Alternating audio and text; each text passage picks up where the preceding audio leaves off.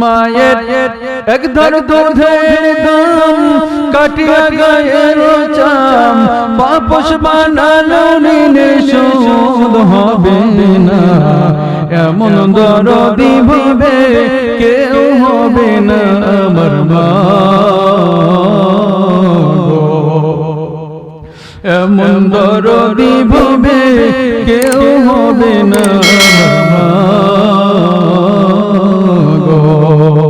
ওরে প্রসবের কি ব্যথা মজনে সেই কথা মরিয়াও যেন মায়ের মরণ হইল না ওরে প্রসবের কি ব্যথা মজনে সেই কথা। আসসালামু আলাইকুম ওয়া রাহমাতুল্লাহি ওয়া বারাকাতুহু। আউযু বিল্লাহি মিনাশ শাইতানির রাজীম। বিসমিল্লাহির রাহমানির রাহিম।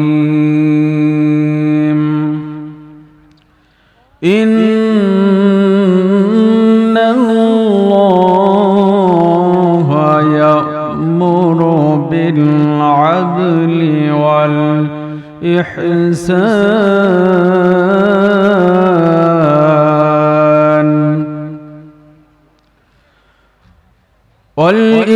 والإحسان وإيتاء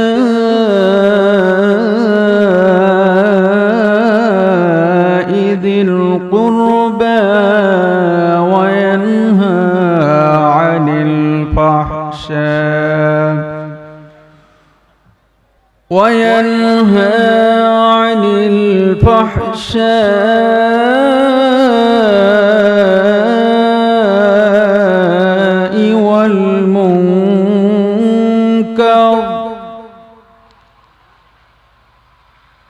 عن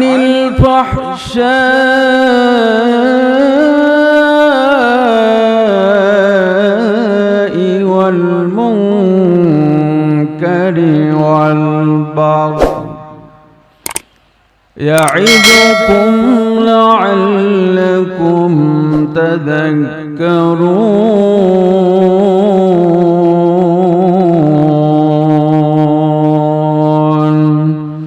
صدقت يا ربنا। এই কোরআনকে যদি প্রশ্ন করে যায় কোরআন, ও কোরআন এই পৃথিবীতে তোমার আগমন হওয়ার কারণ কি? কুরআনুল কারীম তিনি সুন্দর করে জবাব দিয়ে দিবেন। আল্লাহ বলেন, ইন্না আনজালনা ইলাইকাল কিতাবা বিল হক লিতাহকুম বাইনান নাসি বিমা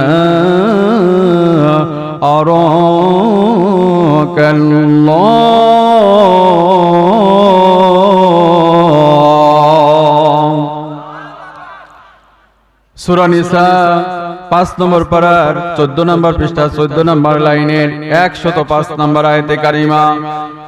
তাফসীর ইবনে কাসির আল্লামা হাফেজ ইমাদউদ্দিন ইবনে কাসির রাহমাতুল্লাহ আলাইহি বলেন, আল্লাহ তাআলার ঘোষণা, ইন্না মানে নিশ্চয়, আনজালনা মানে আমি নাজিল করেছি, ইলাইকাল কিতাব এই কিতাব, বিল হক সত্য সহকারে। তার মানে হলো ফুটপাতে পড়ে থাকা জীর্ণ বস্ত্র ভরা অভাবী দুঃখিনী মায়ের মুখে এক ফলে হাসি ফোটানোর জন্য। তার মানে হলো এই সমাজের যত অন্যায় অবিচার আছে সমস্ত অন্যায় অবিচারকে দূরে রেখে এই সমাজে ন্যায় বিচার প্রতিষ্ঠা করার জন্য আল্লাহ রাব্বুল আলামিন এই কোরআন নাযিল করেছেন। জোরে বলেন ঠিক কিনা? এখন সমাজে যারা ন্যায় বিচার চায় না তারা কি এই কথায় খুশি হবে না বেজার? তারা বলবে কোরআনের আইন আমরা মানি না, কোরআনের বিচার আমরা মানি না, ঠিক কিনা? তাদের সম্পর্কে আল্লাহ রাব্বুল আলামিন কি বলছেন? আল্লাহ রাব্বুল আলামিন কুরআনুল কারীমের ভিতরে বলেন, ওয়ামান লাম ইয়াহকুম বিমা আনজালাল্লাহ ফাউলাইকা হুমুল কাফিরুন।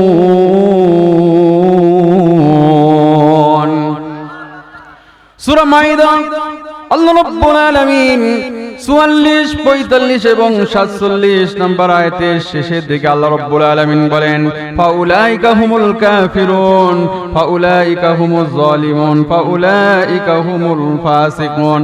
একই আয়াত আল্লাহ রাব্বুল আলামিন ঘুরায় ঘুরায় বলেন, আল্লাহ রাব্বুল আলামিন বলেন, যারা কোরআনের বিচার মানবে না, কোরআনের ন্যায় বিচার যারা পছন্দ করবে না, আল্লাহ রাব্বুল আলামিন বলেন, তারা যদি নামাজ পড়ে, রোজাও যদি করে, ইসলামের সমস্ত বিধিবিধান যদি তারা মেনেও নেয়, কোরআনের বিচার যদি না মানে, আল্লাহ রাব্বুল আলামিন বলেন, আমি নিজে মাসলা দিচ্ছি, আমি নিজে ফতোয়া দিচ্ছি, ওই ব্যক্তি কাফের, বেঈমান, ওই ব্যক্তি ফাসিক। জোরে বলেন ঠিক কিনা? আল্লাহ রাব্বুল আলামিন যখন এই কথা বলে দিলেন, কোরআনের বিচার যারা মানবে না, কোরআনের বিচার যারা পছন্দ করবে না, তারা কিন্তু এই কথা শুনে রাগ করবে, তারা পছন্দ করবে না। কোরআনের বিচার যারা পছন্দ করবে না, তারা এই কথা পছন্দ করবে না, তারা রাগ করবে, এই কোরআনুল কারীম পৃথিবী থেকে বিদায় করার জন্য চেষ্টা করবে। জোরে বলেন ঠিক কিনা? তারা বলবে, কোরআন আমার বিরুদ্ধে চলে গিয়েছে, কোরআন আমার বিপক্ষে চলে গিয়েছে, সুতরাং এই কোরআন আমরা এই পৃথিবীতে রাখবো না, এই কোরআন আমরা আগুন দিয়ে পুড়ায়ে ছাইখার করে দিব, পুড়ায়ে ভস্ম করে দিব। এখন আপনারা বলেন তো দেখি, এই পৃথিবীতে এমন কোন মানুষের জন্ম হয়েছে কিনা যেই মানুষটা এই কোরআনুল কারীম পুড়ায়ে ছাই করে দিতে পারে? কারণ এই কোরআনুল কারীমের হিফাজত করার দায়িত্ব নিয়েছেন। জোরে বলেন কে?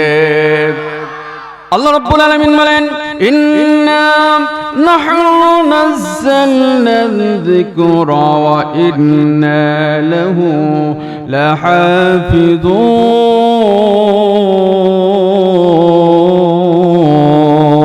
লাহাফিজুন।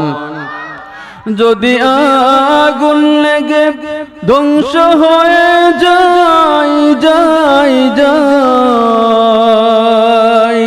ধ্বংস হয়ে যায়, যদি আগুন লেগে ধ্বংস হয় পৃথিবীর সব বইয়ের দোকান, তবু বিশ্ব থেকে হারাবে না আল্লাহর পবিত্র কোরআন, তবু বিশ্ব থেকে হারাবে না আল্লাহর পবিত্র কোরআন। ঠিক না? করবে কেমন করে কোরআন ধ্বংস? আগুনের তেজ আছে বিশ্বে অগণিত আল্লাহর কোরআনের হাফেজ। ঠিক কিনা বলেন? করবে কেমন করে কোরআন ধ্বংস? আগুনের তেজ আছে বিশ্বে অগণিত আল্লাহর কোরআনের হাফেজ। তারা সাফি আসমানি গ্রন্থ, সাফি আসমানি গ্রন্থ বাসাবে কোরআনের মান, বিশ্ব থেকে হারাবে না পবিত্র কোরআন, বিশ্ব থেকে হারাবে না আল্লাহর পবিত্র কোরআন। পাকিস্তানের জিয়া মরল দুর্ঘটনায় ভাই। কোন খানের জিয়া? পাকিস্তানের জিয়া। আবার পেছ লাগানো যাবে না। পাকিস্তানের জিয়া যখন কোন জায়গায় সফরে বের হতেন, সাথে করে নিয়ে ছোট্ট একটি পকেট কোরআন তার পকেটের ভিতরেই থাকতো। তিনি যখন যেই অবস্থায় যেতেন একটি কোরআন সাথে রাখতেন, যখন সময় পেতেন সুযোগ পেতেন আল্লাহর কোরআন তিলাওয়াত করত।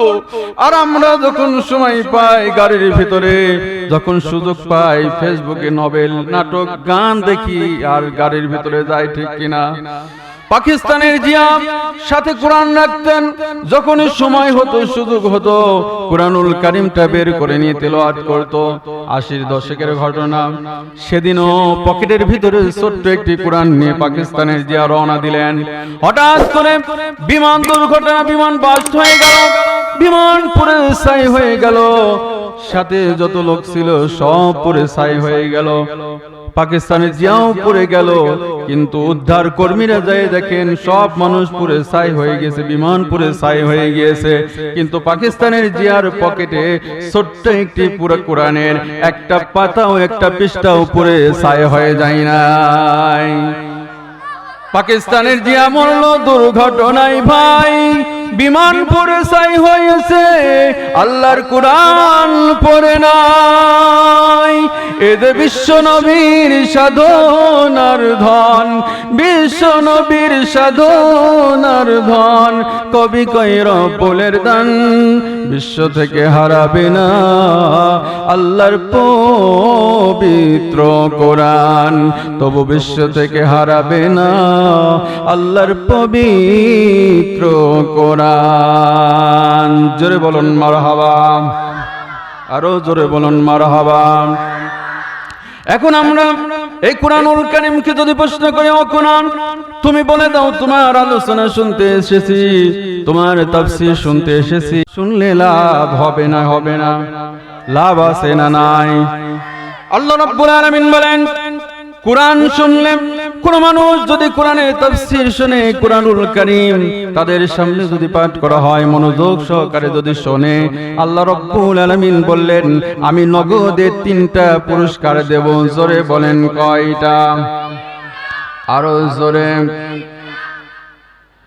আল্লাহ রাব্বুল আলামিন বলেন কোন মানুষ যদি কোরআনুল কারীম যদি শোনে, শোনার জন্য যদি মাহফিলের ভিতরে এসে যায়, যদি কোরআনুল কারীম যদি শোনার জন্য মনোযোগ সহকারে যদি শোনার জন্য বসে যায়, আল্লাহ রাব্বুল আলামিন বলেন আমি পুরস্কার দেব 3টা। জোরে বলেন কয়টা?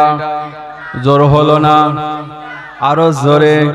একটু আমার সাথে একটু স্লোগান দেন। এখন তো দিবেন না, কিছুদিন পরে যখন নির্বাচন আসবে তখন কিন্তু ঠিকই বলে অমক ভাইয়ের চরিত্র ফুলের মতো পবিত্র, নামাজ পড়ে না এক ওয়াক্ত, ধোঁকাবাজিতে পাক এক ওয়াক্ত। আছে না নাই? তলে খোঁজ নিয়ে দেখেন গা, অমক ভাইয়ের চরিত্র পায়খানা সে অপবিত্র, ঠিক কিনা? আমরা সেই নিতার পিছনে পিছনে ঘুরি, চরিত্রের সার্টিফিকেট দেই, কিন্তু আল্লাহ রাব্বুল আলামিন তা বলেন নাই। কোন মানুষের চরিত্র ফুলের মতো পবিত্র হতে পারে না। একজন মানুষের চরিত্র ফুলের চেয়েও পবিত্র, তিনি আমাদেরকে আমাদের রাসূল মুহাম্মদুর। আমার আল্লাহ বলেন ওয়া ইন্নাকা লা'আলা খুলুকিন আযীম। সূরা কলম 29 নম্বর পারা 3 নম্বর পৃষ্ঠার 1 নম্বর রুকু 4 নম্বর আয়াতে কারিমা আল্লাহ রাব্বুল আলামিন বলেন, ও নবী আমি আপনার চরিত্রকে এত মহান করে দিলাম, আপনার চরিত্র মাপার জন্য যদি বড় দাড়িপাল্লা এনে মাপা যায়, দাড়িপাল্লা দিয়ে মেপে শেষ করা যাবে না। আবার যদি বড় ফিতা নিয়ে এসেও মাপা যায়, ফিতা দিয়েও মেপে শেষ করা যাবে না। ও নবী আপনার চরিত্র ফুলের চেয়ে পবিত্র, একটু জোরে বলা যাবে নাকি মারহাবা?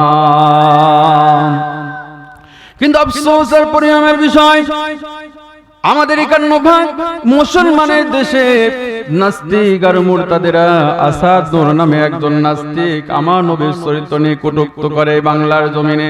তিনি আমার নবীকে বলেছেন মরুর ডাকাত। জোরে বলুন নাউজুবিল্লাহ।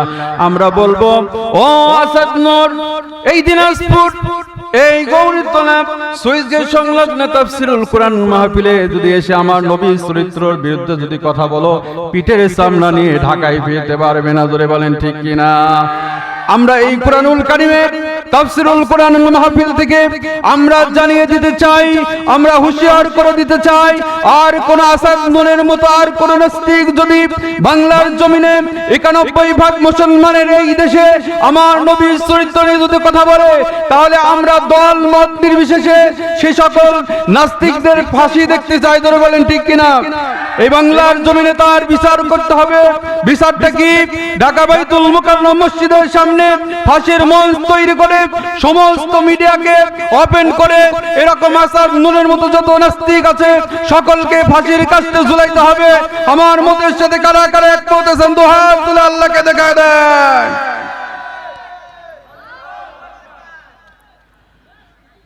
মর্দে মুজাহিদ আল্লাহর নামে তাকবীর দিতে কোনো সমস্যা আছে? কারণ আল্লাহ রাব্বুল আলামিন বলেছেন ও রাব্বাকা ফাকাব্বির, আমার নামে তাকবীর দাও। জোরে বলেন কার নামে তাকবীর দিতে হবে? আল্লাহর নামের এই তাকবীর, এটা কোনো দলীয় তাকবীর না। জোরে বলেন ঠিক কিনা?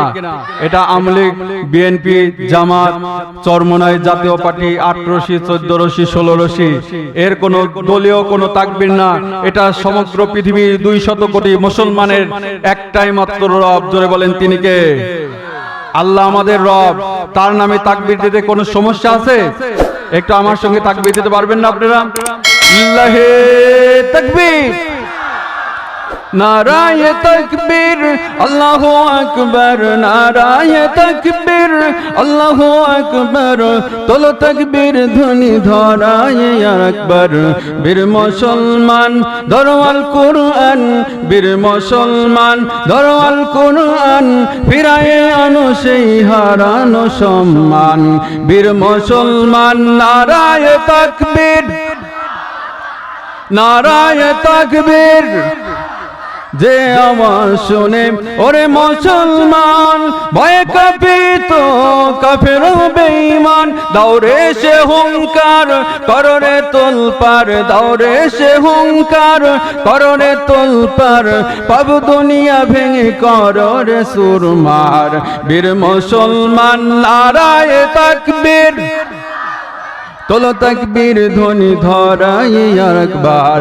বীর মুসলমান নারায়ে তাকবীর, নারায়ে তাকবীর। লিল্লাহে তাকবীর। সম্মানিত হাজিরিন, যে কথা বলতেছিলাম, তাহলে কোরআনের আলোচনা শুনলে কয়টা উপহার আল্লাহ রাব্বুল আলামিন দিবেন? আল্লাহ রাব্বুল আলামিন বলেন, ইন্নামাল মুমিনুনা আল্লাযীনা ইযা যুকিরাল্লাহু ওয়াজিলাত কুলুবুহুম ওয়া ইযা তুলিয়াত আলাইহিম আয়াতুহু زادتهم إيمانا وعلى ربهم يتوكلون।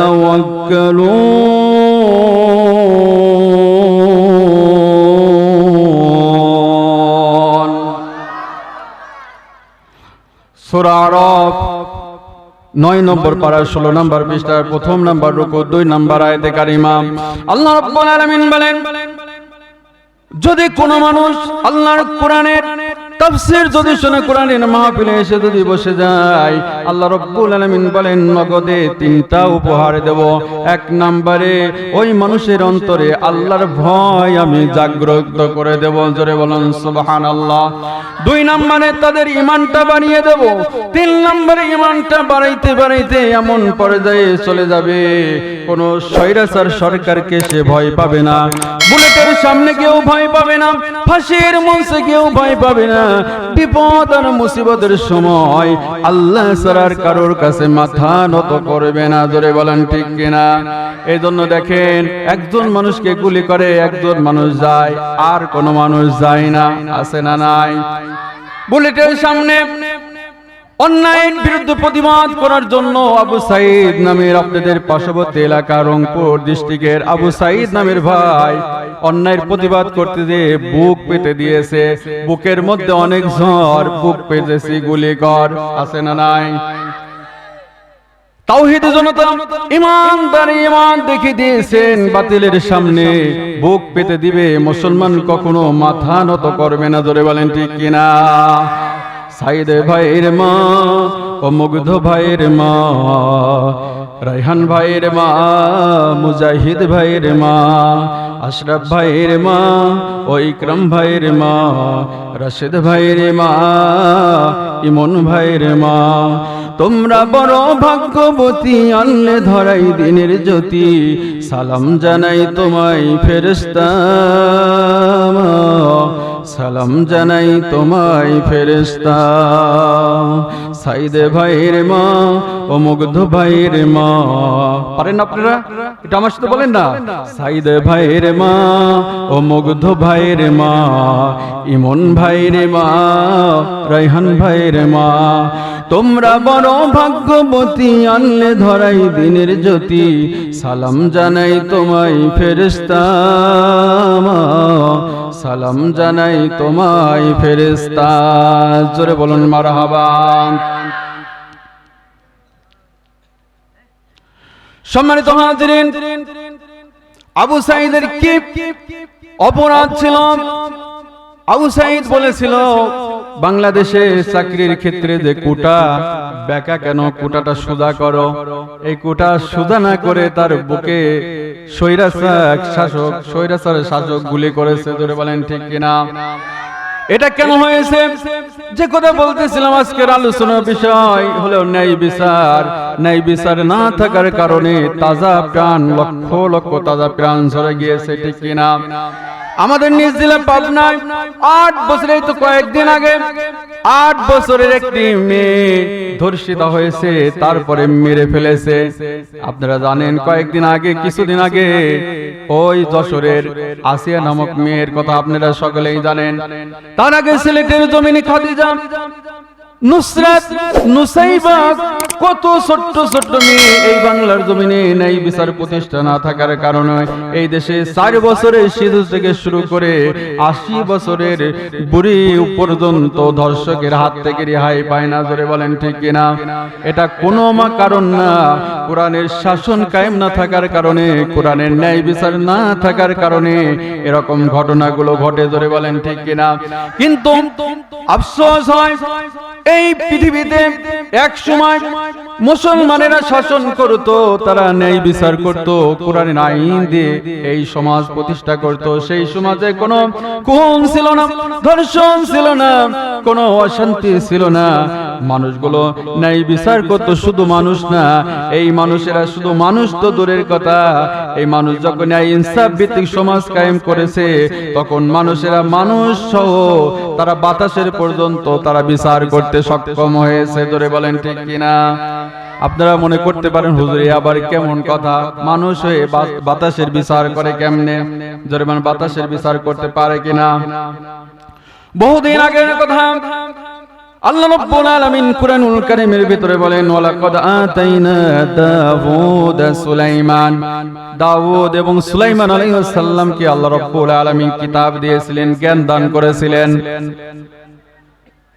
দাউদ আলাইহিস সালামের যুগের ঘটনা, একজন বুড়ি মা সারাদিন ভিক্ষা করে করে 2 কেজি মতো আটা জোগাড় করে যখন নিজের বাড়ির দিকে যাচ্ছেন, প্রতিমধ্যে বাতাস এসে তার ওই আটাগুলো উড়াই নিয়ে চলে যায়। রাস্তার ভিতরে বুড়িমা বসে বসে কান্নাকাটি শুরু করলেন। আরেকটা ছেলের সঙ্গে দেখা, ছোট্ট একটি যুবক মানুষ, কিশোর বয়সে একটি মানুষ, বলল, বুড়িমা তোমার কি হয়েছে?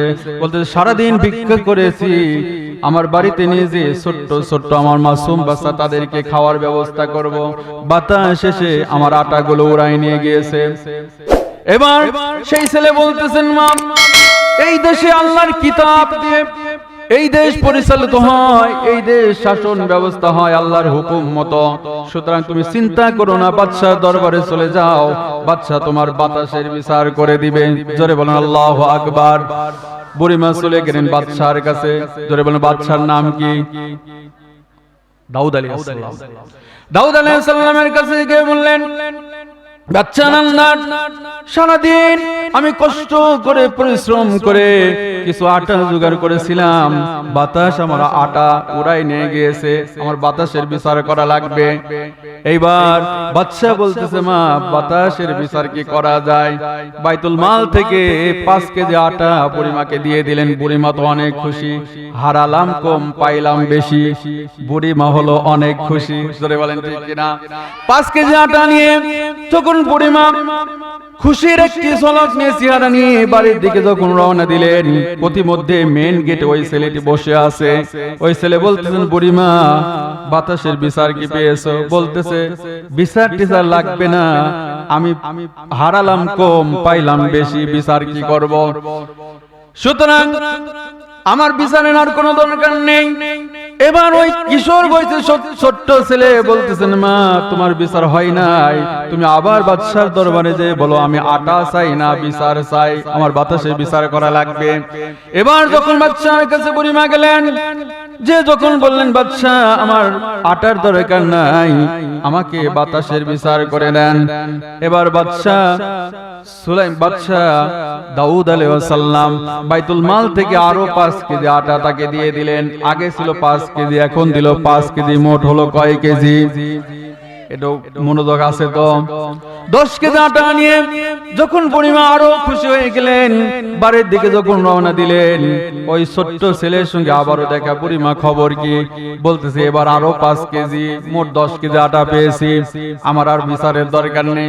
বলতেছে বুড়িমা না, আবার তোমার যাওয়া লাগবে, যে আবার বলো আমি আটা চাই না, আমার বাতাসের বিচার করে দেন। আবার বুড়িমা যখন যে বাদশার কাছে যে বললেন বাদশা আটা চাই না, বাতাসের বিচার করে দেওয়া লাগবে। এবার বাদশা বাইতুল মাল থেকে আরো 10 কেজি আটা তাকে দিয়ে দিলেন। তাহলে আগে ছিল 10 কেজি, এখন দিল 10 কেজি, মোট হলো কয় কেজি? 20 কেজি আটা নিয়ে বুড়িমা আনন্দ একটি উৎফুল্ল মন নিয়ে বাড়ির দিকে যখন রওনা দেয়, ওই ছোট্ট ছেলের সঙ্গে আবার দেখা হয় যে মা খবর কি? বলতেছে যতবার যাচ্ছি শুধু খালি আটা পাচ্ছি, আমার ভালোই হচ্ছে, কারণ যতবার যাচ্ছি 5 কেজি করে বাড়াই দিচ্ছে, এবার দেশে আরো 10 কেজি, মোট হয়েছে 20 কেজি, আমার ভালোই লাভ হচ্ছে। বলতেছে মা আবার যান, যে বলেন আমার আটার দরকার নেই, বাতাসে বিচার করে দেন। এবার বুড়িমা যখন আবার রাজার দরবারে গেলেন, বলে রাজা আমার আটার দরকার নাই, আমার বাতাসের বিচার চাই। এবার রাজ দরবার থেকে বাদশা নান্দার বাইতুল মাল থেকে আরো 20 কেজি আটা দিয়ে মোট হলো কয় কেজি?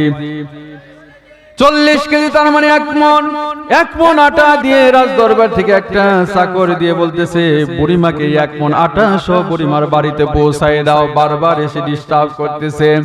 এবার যখন বুড়িমা চিন্তা করতেছে রাজা এবার বারবার যখন দিচ্ছে, আবার যদি রাজার দরবারে আসি এবার আমার আমও যাবে, সালাও যাবে, সুতরাং ওই ছেলে তো মেন গেটে বসে আছে, তার সঙ্গে আর দেখা করব না, পিছনে দরজা দিয়ে চলে যায়।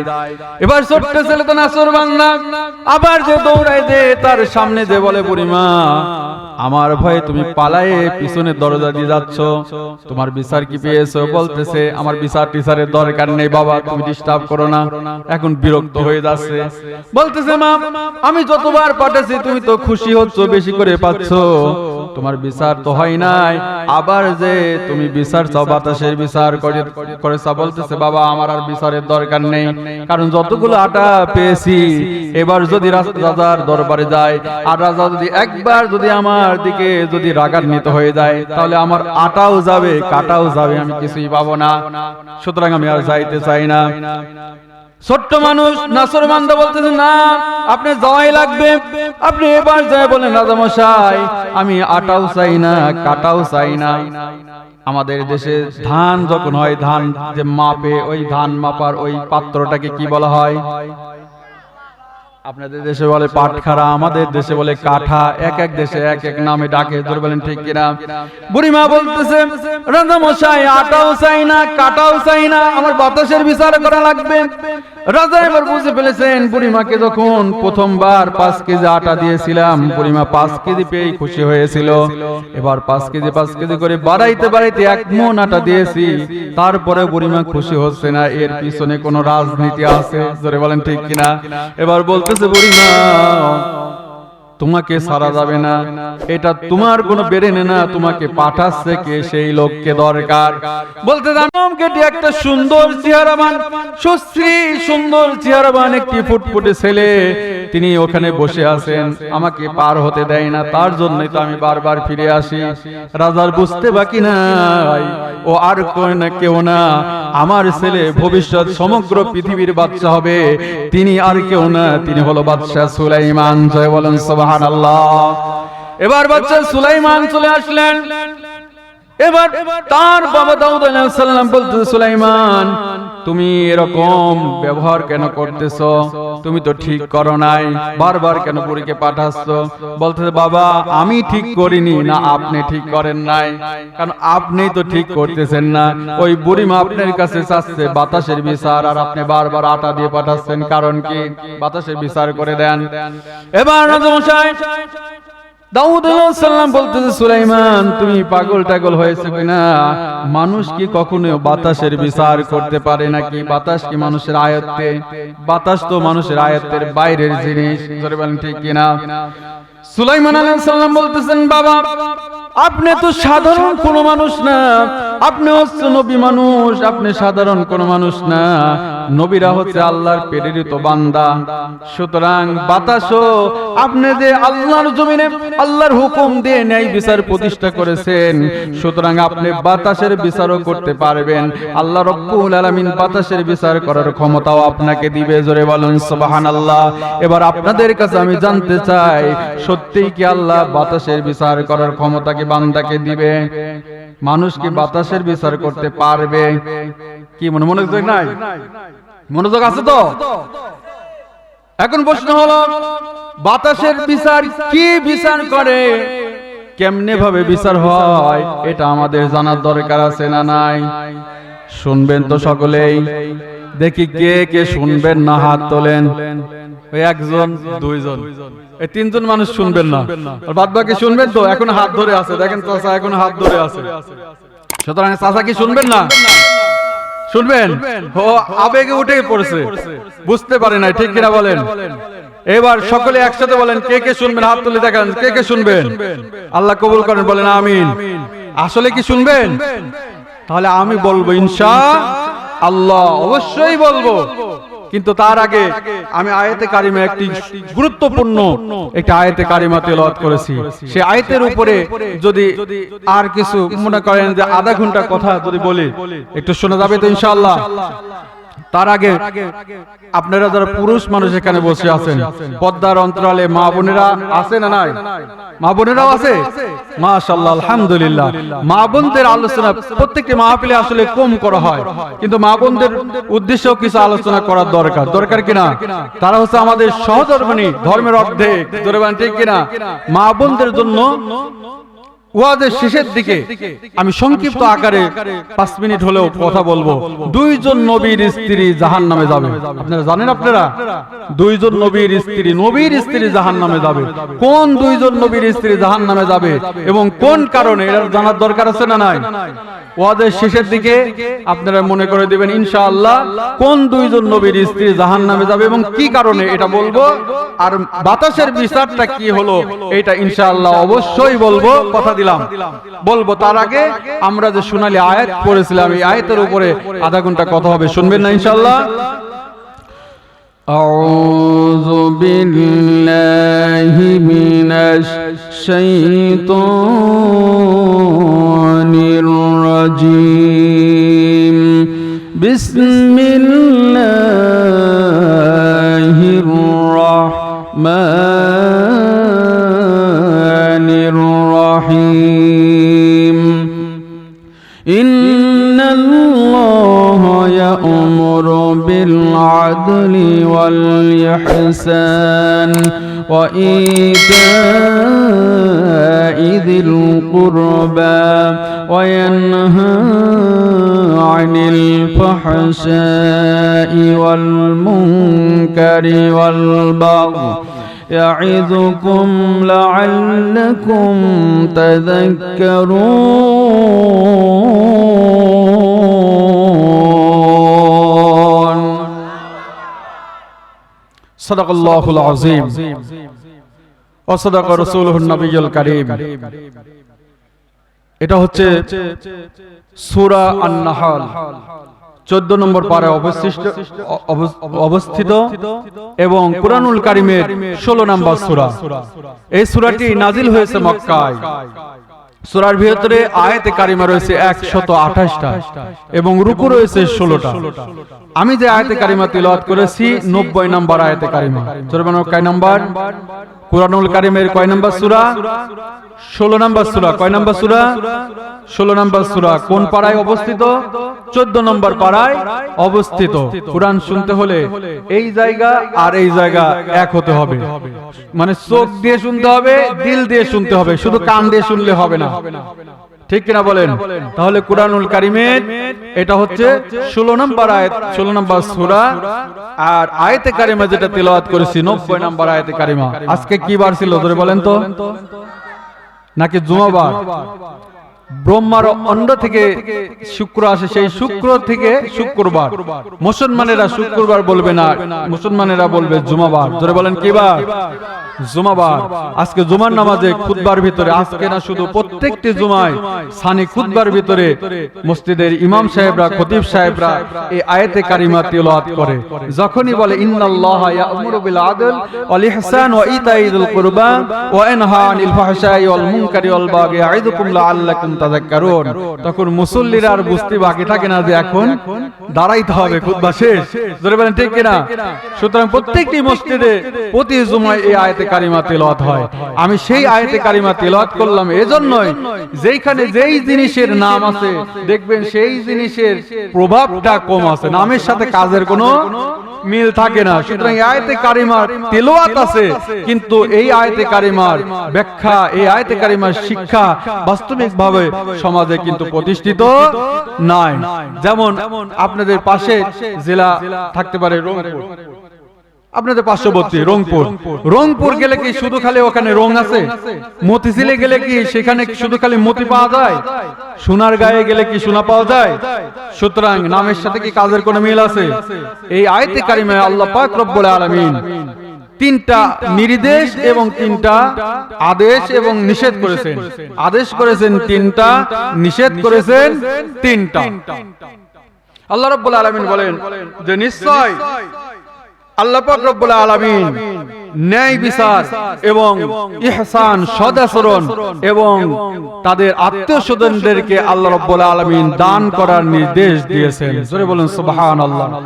এবং আল্লাহ পাক রব্বুল আলামিন নিষেধ করেছেন, বারণ করেছেন তিনটা। আল্লাহ পাক রব্বুল আলামিন বলেন যে অশ্লীলতা এবং অসৎকর্ম এবং সীমা লঙ্ঘন করতে আল্লাহ পাক রব্বুল আলামিন নিষেধ করেছেন। আল্লাহ পাক বলেন তোমাদের জন্য এটা হচ্ছে উপদেশ, কিন্তু আল্লাহ পাক বলেন অল্প সংখ্যক মানুষই এই উপদেশগুলো গ্রহণ করে থাকে। এই আয়াতে কারিমায় তিনটা নির্দেশ এবং তিনটা নিষেধ রয়েছে।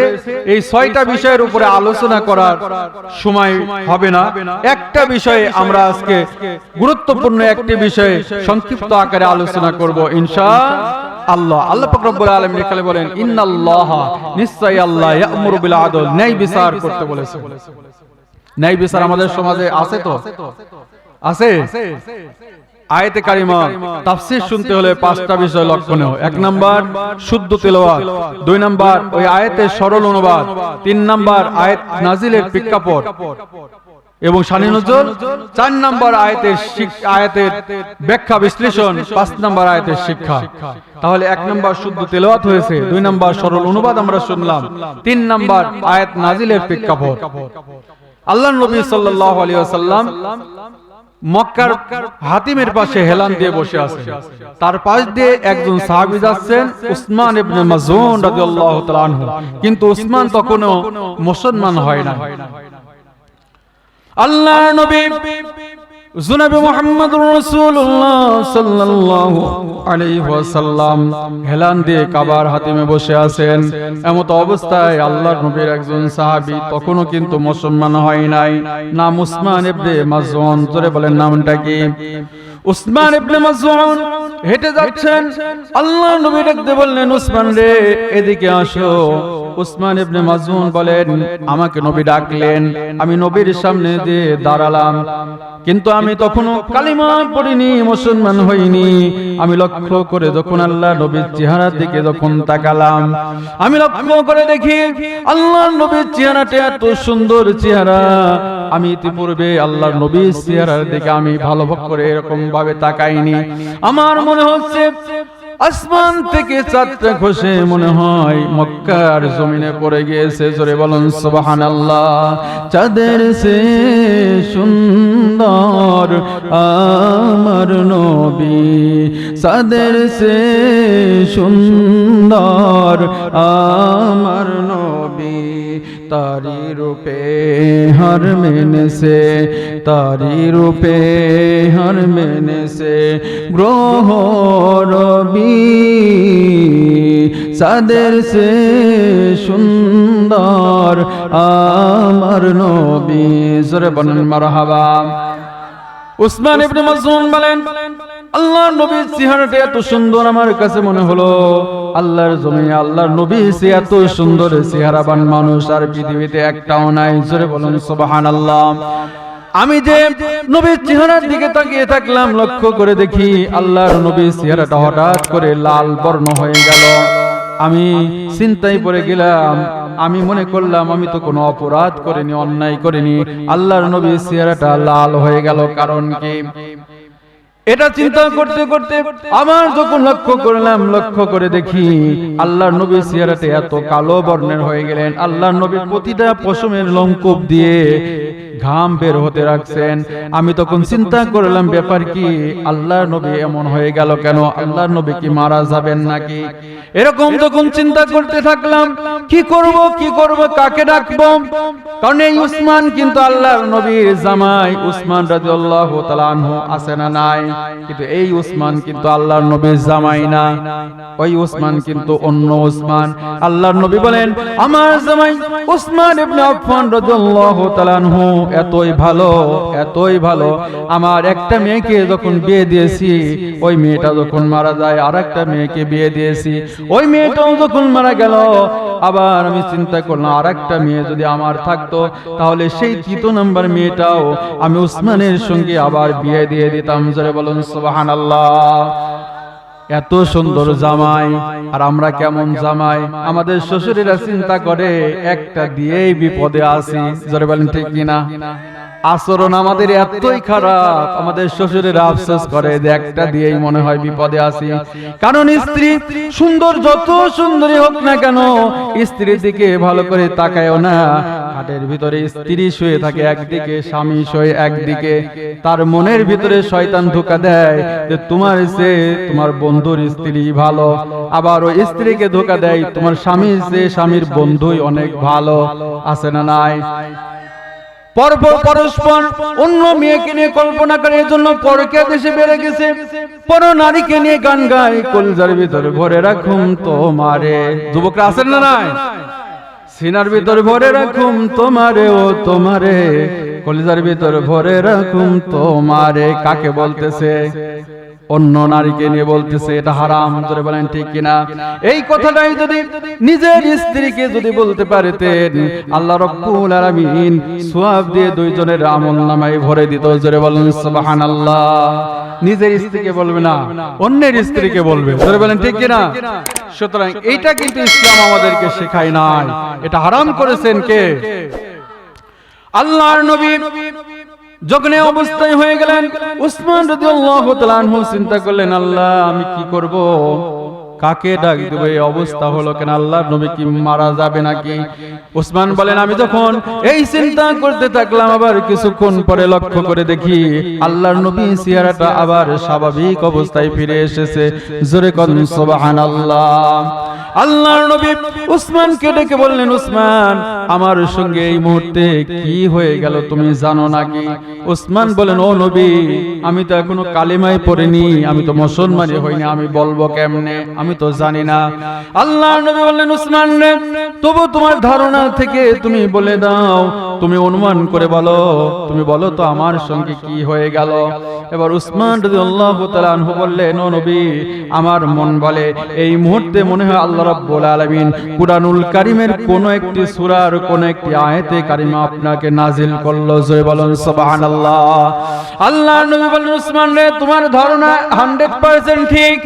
আল্লাহ পাক রব্বুল আলামিন এই মুহূর্তে সূরা আন-নাহলের 90 নম্বর আয়াতে কারিমাটা আল্লাহ রাব্বুল আলামিন আমার উপরে নাজিল করে দিলেন। জয় বলেন সুবহানাল্লাহ। উসমান ইবনে মাযউন বলেন, ও নবী আপনি মন খারাপ করবেন না, আপনি রাগ করবেন না। ও নবী সেই আয়াতে কারিমাটা কি দয়া করে মেহেরবানি করে আমাকে একটু শোনানো যায় নাকি? আমাকে একটু শোনান। আল্লাহর নবী তার সুরিত কণ্ঠে, সুন্দর কণ্ঠে যেই নবীর উপরে আল্লাহ রাব্বুল আলামিন কুরআনুল কারীম নাজিল করেছেন, সেই নবী তার নিজস্ব কণ্ঠে, কণ্ঠের মাধুর্য দিয়ে তখন এই আয়াতে কারিমা তেলাওয়াত করলেন। ইন্নাল্লাহা ইয়া'মুরু বিল আদলি ওয়াল ইহসান وإيتاء ذي القربى وينهى عن الفحشاء والمنكر والبغي يعظكم لعلكم تذكرون। জোরে বলা যাবে নাকি মারহাবা? উসমান ইবনে মাযউন রাদিয়াল্লাহু তাআলা আনহু আল্লাহর নবীর হাতের সঙ্গে হাতটা রেখে বললেন, ও নবী, আর দেরি করার দরকার নেই, আর দেরি করার দরকার নেই। আমার জীবনে অনেক ভুল হয়ে গেছে, অনেক দেরি হয়ে গিয়েছে, আর আমি ভুলের ভিতরে থাকতে চাই না। আমাকে আপনি সোনার কালিমাটা পড়ায় দেন, লা ইলাহা ইল্লাল্লাহু মুহাম্মাদুর রাসূলুল্লাহ, ইয়া রাসূলাল্লাহ, ইয়া হাবিবাল্লাহ, ইয়া রাসূলাল্লাহ। কি বলেন না, ইয়া রাসূলাল্লাহ, তুমি জীবন, তুমি মরণ, আধার ঘরে তুমি আপন, তুমি জীবন, তুমি মরণ, আধার ঘরে তুমি আপন, তুমি মদের, তুমি মদের আশার আলো, তুমি মদের পারে তরি, তুমি নিদানের তরানেওয়ালা, ইয়া রাসূলাল্লাহ, ইয়া হাবিবাল্লাহ, ইয়া রাসূলাল্লাহ। জোরে বলুন মারহাবা। কি বেশি শীত লাগতেছে নাকি? তে একবারে যে চুপচাপ হয়ে গেছেন, আলোচনা কি চলবে? আর কিছুক্ষণ চলবে। এখন একটা পরীক্ষা হবে, পরীক্ষায় যদি পাশ করেন তাহলে আলোচনা চলবে, না হলে মোনাজাত করে দেব। আমি একটা তাকবীর দেব আগে। তাকবীরটা হবে দুই ভাগে বিভক্ত হবে, একটা বিবাহিত আর এক গ্রুপ অবিবাহিত। দেখবো কোন গ্রুপ জিততে পারে। রেডি আছেন তো ইনশাআল্লাহ? আগে প্রথমে যারা বিবাহিত তাদের পরীক্ষা হবে। রাজি আছেন তো ইনশাআল্লাহ? এবার বিবাহিত যারা, তারা রেডি হন। রেডি তো ইনশাআল্লাহ? লিল্লাহি তাকবীর। তেজ ভালোই আছে যুবকরা, তোমরা রেডি হও। আর এরা ৭১-এর সময় এই দেশ যুদ্ধ করে স্বাধীন করেছে, জোরে বলেন ঠিক কিনা? বিবাহিতরা মনে বলতে বলতেছে যে হুজুর অস্ত্র জমা দিয়েছে কিন্তু ট্রেনিং এখনো জমা দেয় নাই, জোরে বলেন ঠিক কিনা? সুতরাং পুরাতন চাউলে ভাতে বাড়ে, মেশিনের কিন্তু এখনো জোর আছে। যুবকরা আছে? অবিবাহিত যুবকরা কারা, দেখে হাত ওঠাও তো। এবার তোমাদের একটু পরীক্ষা হবে। রেডি আছো তো ইনশাআল্লাহ? লিল্লাহি তাকবীর। জোর আছে দেখতেছি। আমি ভেবেছিলাম মনে হয় পারবে না মেশিন, মনে হয় ফেসবুক দেখতে দেখতে, মোবাইল দেখতে দেখতে মনে হয় মেশিন দুর্বল হয়ে গেছে, কিন্তু না, আসলে যুবকরা বুঝাই দিল যে হুজুর আমরা হাডুডু খেলায়, ফুটবল খেলায়, ক্রিকেট খেলায় বিবাহিতদের কোনোদিন জিততে দেই নাই, সুতরাং আজকেও জিততে দেব না, জোরে বলেন ঠিক কিনা? সুতরাং এখন বিবাহিত অবিবাহিত সামনে পিছনে যে কয়জন লোক আছেন সকলে মিলে আল্লাহর নামে আমরা জোরে সোরে একবার তাকবীর দিতে পারবো না ইনশাআল্লাহ? লিল্লাহি তাকবীর, লিল্লাহি তাকবীর। সম্মানিত হাজিরিন, তাহলে আল্লাহর নবীর মুখে তেলাওয়াত শুনে সঙ্গে সঙ্গে উসমান ইবনে মাযউন কালেমা পড়ে মুসলমান হয়ে গেল। সেই কুরআনুল কারীমের তেলাওয়াত হচ্ছে, আলোচনা হচ্ছে। এখন অনেক মানুষ দেখবেন এদিকে সেদিকে ঘোরাফেরা করতেছে, ওদের কপালে কুরআনের মাহফিল কিন্তু জুটবে না, জোরে বলেন ঠিক কিনা? আগামী কাল দেখবেন যে বলবে যে হুজুর কি ওয়াজ করে গেল, কিছুই তো বুঝলাম না, জোরে বলেন ঠিক কিনা? সুতরাং ওয়াজ বুঝতে হলে এই জান্নাতের ভিতরে এসে জান্নাতি মানুষ হয়ে বাড়িতে যাওয়া লাগবে। রাজি আছেন তো ইনশাআল্লাহ?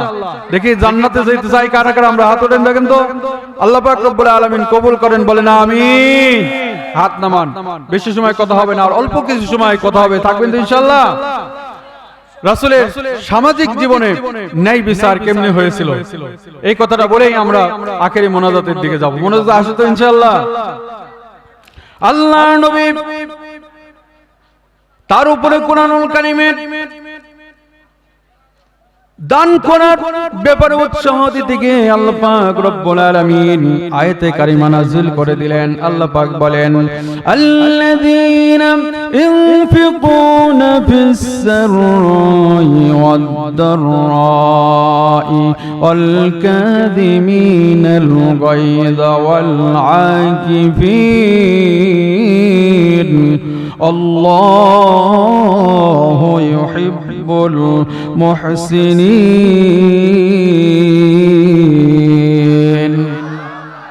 আল্লাহ পাক রব্বুল আলামিন যখন এই আয়াতি কারিমা নাযিল করে দিলেন, ও দুনিয়ার মানুষেরা সচ্ছল অবস্থায় অসচ্ছল অবস্থায় যেমনি অবস্থায় থাকো না কেন আল্লাহর রাস্তায় দান করতে হবে।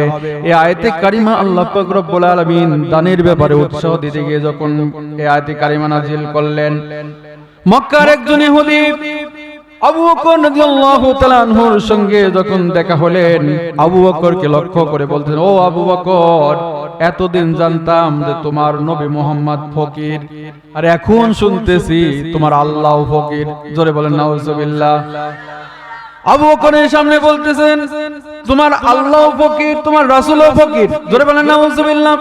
যেমনি ভাবে বাংলার জমিনে আবুল সরকার নামে একজন নাস্তিক খাটাস, তিনি আল্লাহকে ভুল ধরেছেন, আল্লাহর ব্যাপারে বাজে কথা বলেছেন। আপনারা জানেন নাকি?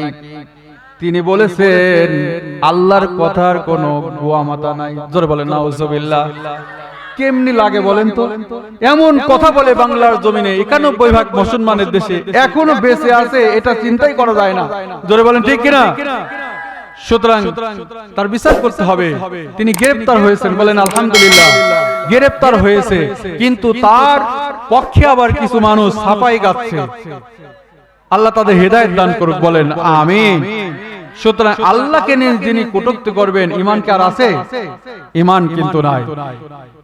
তিনি বলেছেন যে কুল আউযু বিরাব্বিন নাস মালিকিন নাস ইলাহিন নাস, এই বলে বলে আল্লাহ রাব্বুল আলামিন বলতেছে যে তোরা সকলেই নাস। আল্লাহও নাচে, মানুষদেরকে বলতেছে তোরাও নাচ। জোরে বলে নাউজুবিল্লাহ। এই নাচ মানে কি নাচানাচি করা? ওই যে কেমনে হলো, কোরআন তো আসলে পড়বে না, কোরআনের অর্থও বুঝবে না। ওই বাউল আর ফাউল কোরআনের অর্থ কি বুঝবে? এই নাচ মানে তো মানুষ। আল্লাহ পাক রব্বুল আলামিন বলেছেন কুল আউযু বিরাব্বিন নাস, আমি মানুষের রবের কাছে আশ্রয় চাচ্ছি। জোরে বলেন সুবহানাল্লাহ।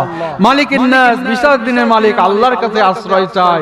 ইলাহিন নাস, মহান মাবুদের কাছে আশ্রয় চাই। জিন এবং মানুষ শয়তানের কাছে আশ্রয় চাই। জোরে বলেন আল্লাহু আকবার।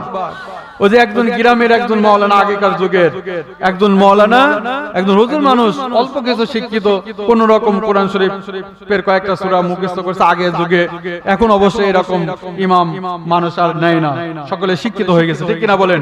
সুতরাং সেই যুগের কথা তো যেমন তেমন ভাবে কোরআনুল কারীমের দু একটা সূরা মুখস্থ করে নামাজ পড়ায়। তে একজন যুবক ছেলে দেখে যে আমি এই ইমামের পিছনে 20 বছর নামাজ পড়তেছি, প্রত্যেকটা ওয়াক্তে মুনাজাতের ভিতরে হুজুর বলেন রব্বি হাবলি মিনাস সালিহিন, হে আল্লাহ রব্বি হাবলি মিনাস সালিহিন। তখন এই যুবকের কৌতূহল জাগছে যে আসলে এই দোয়াটার মানে কি, হয়তোবা এই দোয়ার কোনো ভালো অর্থ হবে। সুতরাং না হলে হুজুর প্রতিদিন নামাজের শেষে মুনাজাতে এই দোয়া করবে কেন? হুজুরের কাছে প্রশ্ন করতে, হুজুর ছোটবেলায় থেকে নামাজ পড়ি, শুনতেছি আপনি প্রতিদিন নামাজের ভিতরে রব্বি হাবলি মিনাস সালিহিন এই দোয়া করেন, এই দোয়ার মানে কি হুজুর বলে দেন।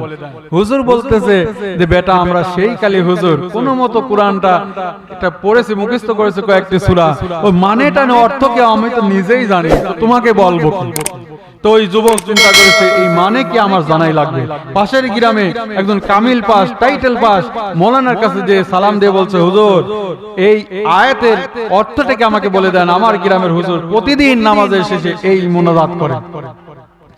হুজুর বলতেছেন রব্বি হাবলি মিনাস সালিহিন, এইটা তো শুধু দোয়া না, সাধারণ কোন দোয়া না, এইটা হলো সূরা আস-সাফফাতের 100 নম্বর আয়াতে কারিমা, কুরআনুল কারীমের আয়াত। এই আয়াতের অর্থ হচ্ছে রব্বি হাবলি মিনাস সালিহিন, হে আমার রব তুমি আমাকে একটা নেককার সন্তান দান করো। জোরে বলেন সুবহানাল্লাহ। তখন ওই যুবক চিন্তা করেছেন, আমি বুঝতে পেরেছি মনে হয় আমার হুজুরের মনে হয় কোনো ছেলে মেয়ে হয় না, এজন্য মনে হয় এই দোয়া করে। এবার ওই যুবক এসে গ্রামের ওই হুজুরকে সালাম দিয়ে বল, হুজুর এদিকে আসেন, তাড়াতাড়ি বাড়ি থেকে বের হন, আপনি আগে বলেন তো আপনার ছেলে মেয়ে কয়টা? ওই হুজুর বলতেছেন আল্লাহ দিয়েছে মাত্র 12টা। জোরে বলেন কয়টা? এবার যুবক বলতেছেন হুজুর আল্লাহ 12টা দিয়েছে, এখন আপনি এই দোয়া পড়েই যাচ্ছেন, এই দোয়ার মানে জানেন? বলতে না তো বেটা, মানে জানি না। হুজুর এবার যুবক বলতেছেন, হুজুর পাশের গ্রামের মৌলানা থেকে আমি শুনে আসলাম এই মাত্র, এই দোয়ার অর্থ হচ্ছে আল্লাহ তুমি আমাকে নেককার একটা সন্তান দান করো। এবার ওই গ্রামের হুজুর জিব্বাই কামড় খেয়ে বলতেছে, বেটা আগে যদি জানতাম এই দোয়ার অর্থ এটা, 10 বছর আগেও দোয়া করা বন্ধ করে দিতাম। আমি ও দোয়ার মানে তো জানিনি, আমি পড়েই যাচ্ছি আর বছর বছরে আল্লাহ তাআলা একটা করে আমাকে দিয়েই যাচ্ছে। সুতরাং ওই দোয়া যদি মানে আমি জানতাম 10 বছর আগে ওই দোয়া করা বন্ধ করে দিতাম। তুমি আমাকে উপকার করলে, তুমি যদি না বলতে আর আমি যদি পড়তে থাকতাম, তাহলে আরো যদি বছর বছর হতো, তাহলে ঘর দুয়ার সন্তান দিয়ে ভরে ফেলতাম। ধরবেন ঠিক কিনা? বাউল নামে ওই বাউল কুরআনের অর্থ বোঝে না। আল্লাহ পাক রব্বুল আলামিন কুরআনুল কারীমের সূরা নাস নাজিল করে মানুষদেরকে শয়তানের ধোঁকা দিয়ে, মানুষ শয়তান জিন শয়তান সমস্ত শয়তান থেকে আশ্রয় প্রার্থনা করার জন্য আল্লাহ রব্বুল আলামিন সূরা নাজিল করেছেন। আর ওই বাউল নামে ফাউল বলে আল্লাহ নিজেও নাচে এবং মানুষকে নাচতে কয়েছে। জোরে বলেন নাউজুবিল্লাহ। আমরা এই কুরআনুল কারীম, এই মাহফিল তাফসীরুল কুরআন মাহফিল থেকে আমরা প্রতিবাদ জানাই, ওই বাউল নামে ফাউল কে বাংলার জমিনে ফাঁসি দিতে হবে। জোরে বলেন ঠিক কিনা? কারা কারা রাজি আছেন? দুহাত তুলে আল্লাহকে দেখায় দেন, আল্লাহ কবুল করেন, বলেন আমিন। সম্মানিত হাজিরিন, ওই ইহুদি আল্লাহ আবু বকর রাদিয়াল্লাহু তাআলা আনহু তার সামনে বলেছেন, তোমার আল্লাহ ফকির, তোমার রাসূল ফকির। মনে আছে তো? মনে আছে? এইবার আবু বকর রাদিয়াল্লাহু তাআলা আনহু নরম সাহাবী না গরম সাহাবী? নরম সাহাবী। কিন্তু তার সামনে যখন আল্লাহকে গালি দিয়েছে, রাসূলকে গালি দিয়েছে, তিনি কিন্তু আর নরম থাকতে পারেন নাই। সঙ্গে সঙ্গে ইহুদিকে একটা থাপ্পড় মেরে দিয়েছে। এবার ইহুদি একটা থাপ্পড় খেয়ে আল্লাহর নবীর কাছে যে বিচার দিয়েছেন, ও নবী, আপনি তো মানবতার নবী, ন্যায় বিচার করেন। আপনার প্রিয় সাহাবী আবু বকর আমাকে থাপ্পড় মেরেছে, বিচার করেন। আল্লাহর নবী বলতেন, ইহুদি রে, তোমার মনে হয় ভুল হচ্ছে, ওটা আমার আবু বকর না, ওইটা মনে হয় আমার ওমর হবে। কারণ ওমরই তো এইসব কাজ করার উস্তাদ। ওমরের মুখের সে হাত আগে চলে, কারণ ওমর মনে হয় এই কাজ করেছে। আবু বকর তো এই কাজ করার সাহাবী না, ও তো নরম সাহাবী, ও তো গরম না। ইহুদি বলতে, হুজুর ওমর গরম হতে পারে, কিন্তু আজকের যে ঘটনা, এটা আবু বকরই আমাকে মেরেছে। আল্লাহর নবী আবু বকরকে ডাকলেন, আবু বকর তুমি কি ইহুদিকে মেরেছো? বলতে, হ্যাঁ মেরেছি। কেন মেরেছো? বলতে, ও হুজুর আল্লাহকে বলেছে যে তোর আল্লাহও ফকির, তোর নবীও ফকির, আমি সহ্য করতে পারি নাই, আমি সঙ্গে সঙ্গে তাকে একটা থাপ্পড় মেরে দিয়েছি। ইহুদি বলতেছে, হুজুর আমি এটা বলি নাই। মিথ্যা কথা না সত্য কথা? বলতে, হুজুর আমি তাকে এটা বলি নাই, কেন আপনাকে ফকির বলতে যাব? আল্লাহকে কেন আমি ফকির বলতে যাব? আমাকে পাগলা কুত্তায় কামড় দিয়েছে নাকি? কত বড় সিটার, চিন্তা করেছেন? আল্লাহ নবী বলেন, আবু বকর আমি ন্যায় বিচার করি, কোরআন দিয়ে বিচার করি, সুতরাং আমি কোনো পার্সিয়ালিটি করি না, আমি স্বজনপ্রীতি করি না। তুমি আমার একান্ত পরম বন্ধু, এই বলে যে তোমাকে আমি মাফ করে দেব, তা হতে পারে না। কারণ ইসলামী সরকার যদি ক্ষমতায় আসে, সেখানে শুধু ইসলামী দল যারা করে তারা শুধু নিরাপত্তা পাবে, ইহুদিরা পাবে না, হিন্দুরা পাবে না, তা কিন্তু না। মানুষদেরকে অনেক ভুল দেখানো হয়েছে, এখন আর ভুল দেখে কোনো লাভ নাই। কোরআনের শাসন যদি সমাজে কায়েম হয়ে যায়, সেই সমাজে যারা বাস করবে শুধু মুসলমান না, সব শ্রেণীর মানুষ, সব শ্রেণী পেশার মানুষ সকলেই কোরআনের শাসন পেয়ে শান্তিতে বসবাস করতে পারবে। জোরে বলেন ঠিক কিনা? সেরকম একটি ন্যায় ইনসাফ ভিত্তিক সমাজ আমরা দেখতে চাই কিনা? আল্লাহ কবুল করেন, বলেন আমিন। আল্লাহ নবী বললেন, আবু বকর তোমাকে যে ইহুদি মেরেছে উনি তো অস্বীকার করতেছে, তোমার কোনো সাক্ষী থাকলে সাক্ষী জোগাড় করো, না হলে তুমি বাঁচতে পারবে না। আবু বকর বললেন, ও ইয়া রাসূলুল্লাহ, ইয়া হাবিবাল্লাহ, আমার তো কোনো সাক্ষী নেই, আমার সাক্ষী হলেন আল্লাহ, আর 2 নম্বর সাক্ষী হলো রাসূল। রাসূল বলেছেন, আবু বকর ওইখানে তো আমি ছিলাম না, কিন্তু আল্লাহ রাব্বুল আলামিন তোমার পক্ষে কোনো ফয়সালা না দিলে তোমার ইহুদিও তোমাকে একটা থাপ্পড় মেরে দিবে। জোরে বলেন সুবহানাল্লাহ। এটা হচ্ছে কোরআনের বিচার। এখানে কোরআনের বিচার যখন কায়েম হয়ে যাবে, ন্যায় বিচার যখন প্রতিষ্ঠিত হয়ে যাবে, তখন কোনো স্বজন প্রীতি থাকবে না, সকলেই সমানভাবে কোরআনের শান্তি পাবে। জোরে বলেন ঠিক কিনা? আল্লাহর নবী ঘোষণা দিয়ে দিলেন, ইহুদি তুমি আবু বকর, তোমাকে যেমনি ভাবে থাপ্পড় মেরেছে তুমি সেমনি ভাবে থাপ্পড়ের প্রতিবদলা তুমি নিয়ে নাও। ইহুদি যখন তর মেরে দিবে, ঠিক সেই সময় আল্লাহ পাক রব্বুল আলামিন আসমান থেকে সহ্য করতে পারেন নাই, সঙ্গে সঙ্গে জিবরাইলকে পাঠিয়ে দিয়েছে। জিবরাইল আমিন এসে বললেন, ইয়া রাসূলুল্লাহ, ইয়া হাবিবাল্লাহ, হুজুর আপনার প্রিয় সাহাবী আবু বকর এমনি তাকে মারি নাই, সে সত্যই আপনাকে ফকির বলেছে, আল্লাহকে ফকির বলেছে। জোরে বলেন সুবহানাল্লাহ। আল্লাহর রাসূল যখন ইহুদিকে বললেন, ইহুদি রে, জমিনে তোমার কি ঘটেছে? আসমানে চলে গিয়েছে, আসমান থেকে আবু বকরের পক্ষে আল্লাহ রাব্বুল আলামিন সাক্ষ্য দিয়েছে। এবার ইহুদি বলতেছে, ও মুসলমানের নবী, দুনিয়ার কথা যে আসমানে যাবে তা তো আমি জানি না। কি বলতেছে? দুনিয়ার কথা আসমানে যাবে এটা তো আমি বুঝতে পারি না, এজন্য আমি এটা বলে ফেলেছি। অনেক মানুষ মনে করে যে এই দুনিয়া আমরা অকাম যাই করি না কেন, এটা মনে হয় আল্লাহ মনে হয় টের পায় না। জোরে আল্লাহ কি দেখে না? সব বিচার কিয়ামতের ময়দানে আল্লাহ তাআলা পাই টু পাই হিসাব আল্লাহ পাক রব্বুল আলামিন নিয়ে নেবেন। জোরে বলেন ঠিক কিনা? সুতরাং আল্লাহর রাস্তায় জান এবং মাল কুরবানি করার দরকার আছে না নাই? সাহাবীরা কেমনি ভাবে করছেন? আল্লাহর নবী একজন ইতিম সাহাবী, এটা বলেই শেষের দিকে চলে যাব। আল্লাহর নবী একজন ইতিম সাহাবী, তিনি তার পাশির দিবেন এমত অবস্থায় তার পাশে একজন সাহাবী আবু লুবাবা নামক একজন সাহাবীর খেজুর গাছ তার সীমানার ভিতরে পড়ে গেলেন। তাকে যে বললেন যে হয়তো এই খেজুর গাছটা আমাকে দান করে দাও, না হলে আমার কাছে বিক্রি করে দাও, এই খেজুর গাছের যে দাম হয় সেই দামটা তোমাকে দিয়ে দেব। কিন্তু আবু লুবাবা নামক ওই সাহাবী বললেন, আমি দানও করব না, তোমার কাছে বিক্রিও করব না। বিচারটা আল্লাহ রাসূলের কাছে দিলেন। আল্লাহ রাসূল তাকে ডাকলেন, আবু লুবাবাকে বললেন, আবু লুবাবা রে, আমার এতিম সাহাবী, তার সীমানার ভিতরে তোমার গাছটা চলে গেছে, হয় তাকে তার কাছে বিক্রি করে দাও, না হলে তাকে দান করে দাও। আবু লুবাবা বললেন, ইয়া রাসূলুল্লাহ, ইয়া হাবিবাল্লাহ, হুজুর আমি তাকে দানও করব না, তার কাছে বিক্রিও করব না। আল্লাহর নবী বললেন, ও আবু লুবাবা, আমি নবী ঘোষণা দিয়ে দিলাম, তুমি যদি আমার এই এতিমের পাশে আজকে দাঁড়াতে পারো, এতিমকে যদি তুমি এই খেজুর গাছটা যদি দান করে দিতে পারো, আমি বিশ্ব নবী জনাবে মুহাম্মদুর রাসূলুল্লাহ সাল্লাল্লাহু আলাইহি ওয়াসাল্লাম ঘোষণা দিয়ে দিলাম, আল্লাহ রাব্বুল আলামিন জান্নাতের ভিতরে তোমার নামে একটি খেজুর গাছ তোমাকে বরাদ্দ দিয়ে দিবেন। জোরে বলুন সুবহানাল্লাহ। একটু খেজুর গাছের বিনিময়ে আল্লাহ জান্নাতের ভিতরে তোমার জন্য একটি খেজুর গাছ বরাদ্দ দিবেন। আমরা যদি এই অফার পেতাম, জোরে বলেন, আমরা কি মেনে নিতাম না? আমরা জীবনের সমস্ত কিছু দিতে রাজি আছি, জান্নাতের একটি খেজুর গাছ আমরা চাই কি চাই না? কিন্তু আবু লুবাবা বললেন, ইয়া রাসূলুল্লাহ, জান্নাতের ওই খেজুর গাছ আমার দরকার নাই, দুনিয়ায় এই খেজুর গাছই আমার দরকার। রাজি হলেন না।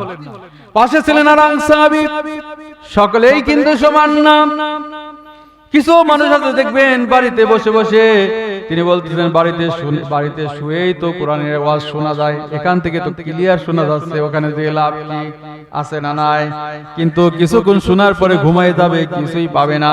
আর আপনারা যতক্ষণ পর্যন্ত এখানে আছেন জান্নাতের ভিতরেই আছেন। আল্লাহ যেন জান্নাত হিসাবে কবুল করেন, বলেন আমিন।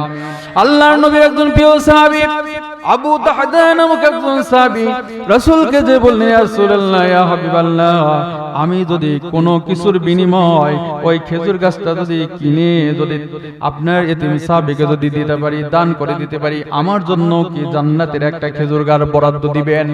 আল্লাহর নবী বললেন, আবু তাহদা রে, যদি তুমি যে কোনো কিছুর বিনিময় যদি ওই খেজুর গাছটা ক্রয় করে আমার এতিম সাহাবীকে যদি দিতে পারো, তোমার জন্য জান্নাতের ভিতরে একটি খেজুর গাছ আমি বরাদ্দ দিয়ে দিলাম। জোরে বলেন সুবহানাল্লাহ। আবু তাহদা আবু লুবাবার কাছে যে বললেন, আবু লুবাবা রে, আল্লাহ নবী যে ঘোষণা দিয়েছেন তুমি ওই খেজুর গাছটি যে কোনো বিনিময়ে আমার কাছে বিক্রি করে দাও। বলতেছে, না, বিক্রি করব না। বলতেছে, তুমি আমাকে চেনো নাকি? এই মক্কার ভিতরে আমার একটি বাগান আছে, যেই বাগানের ভিতরে খেজুর গাছের সংখ্যা রয়েছে 600। জোরে বলেন কয়শো? 600 গাছ বিশিষ্ট একটি বিশাল বাগান। তুমি কি এটা জানো? বলতেছে হ্যাঁ জানি। আপনার প্রসিদ্ধ বাগানের খবর কে না জানে?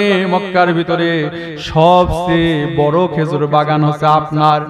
বলতেছে আবু লুবাবানের ওই বাগানের ভিতরে শুধু বাগান না, বাগানের ভিতরে সুন্দর একটি বালাখানা, সুন্দর একটি বাড়ি আমি বানায় রেখেছি, যেই বাড়িতে আমি নিজে বসবাস করি। তুমি জানো? বলতেছে হ্যাঁ জানি।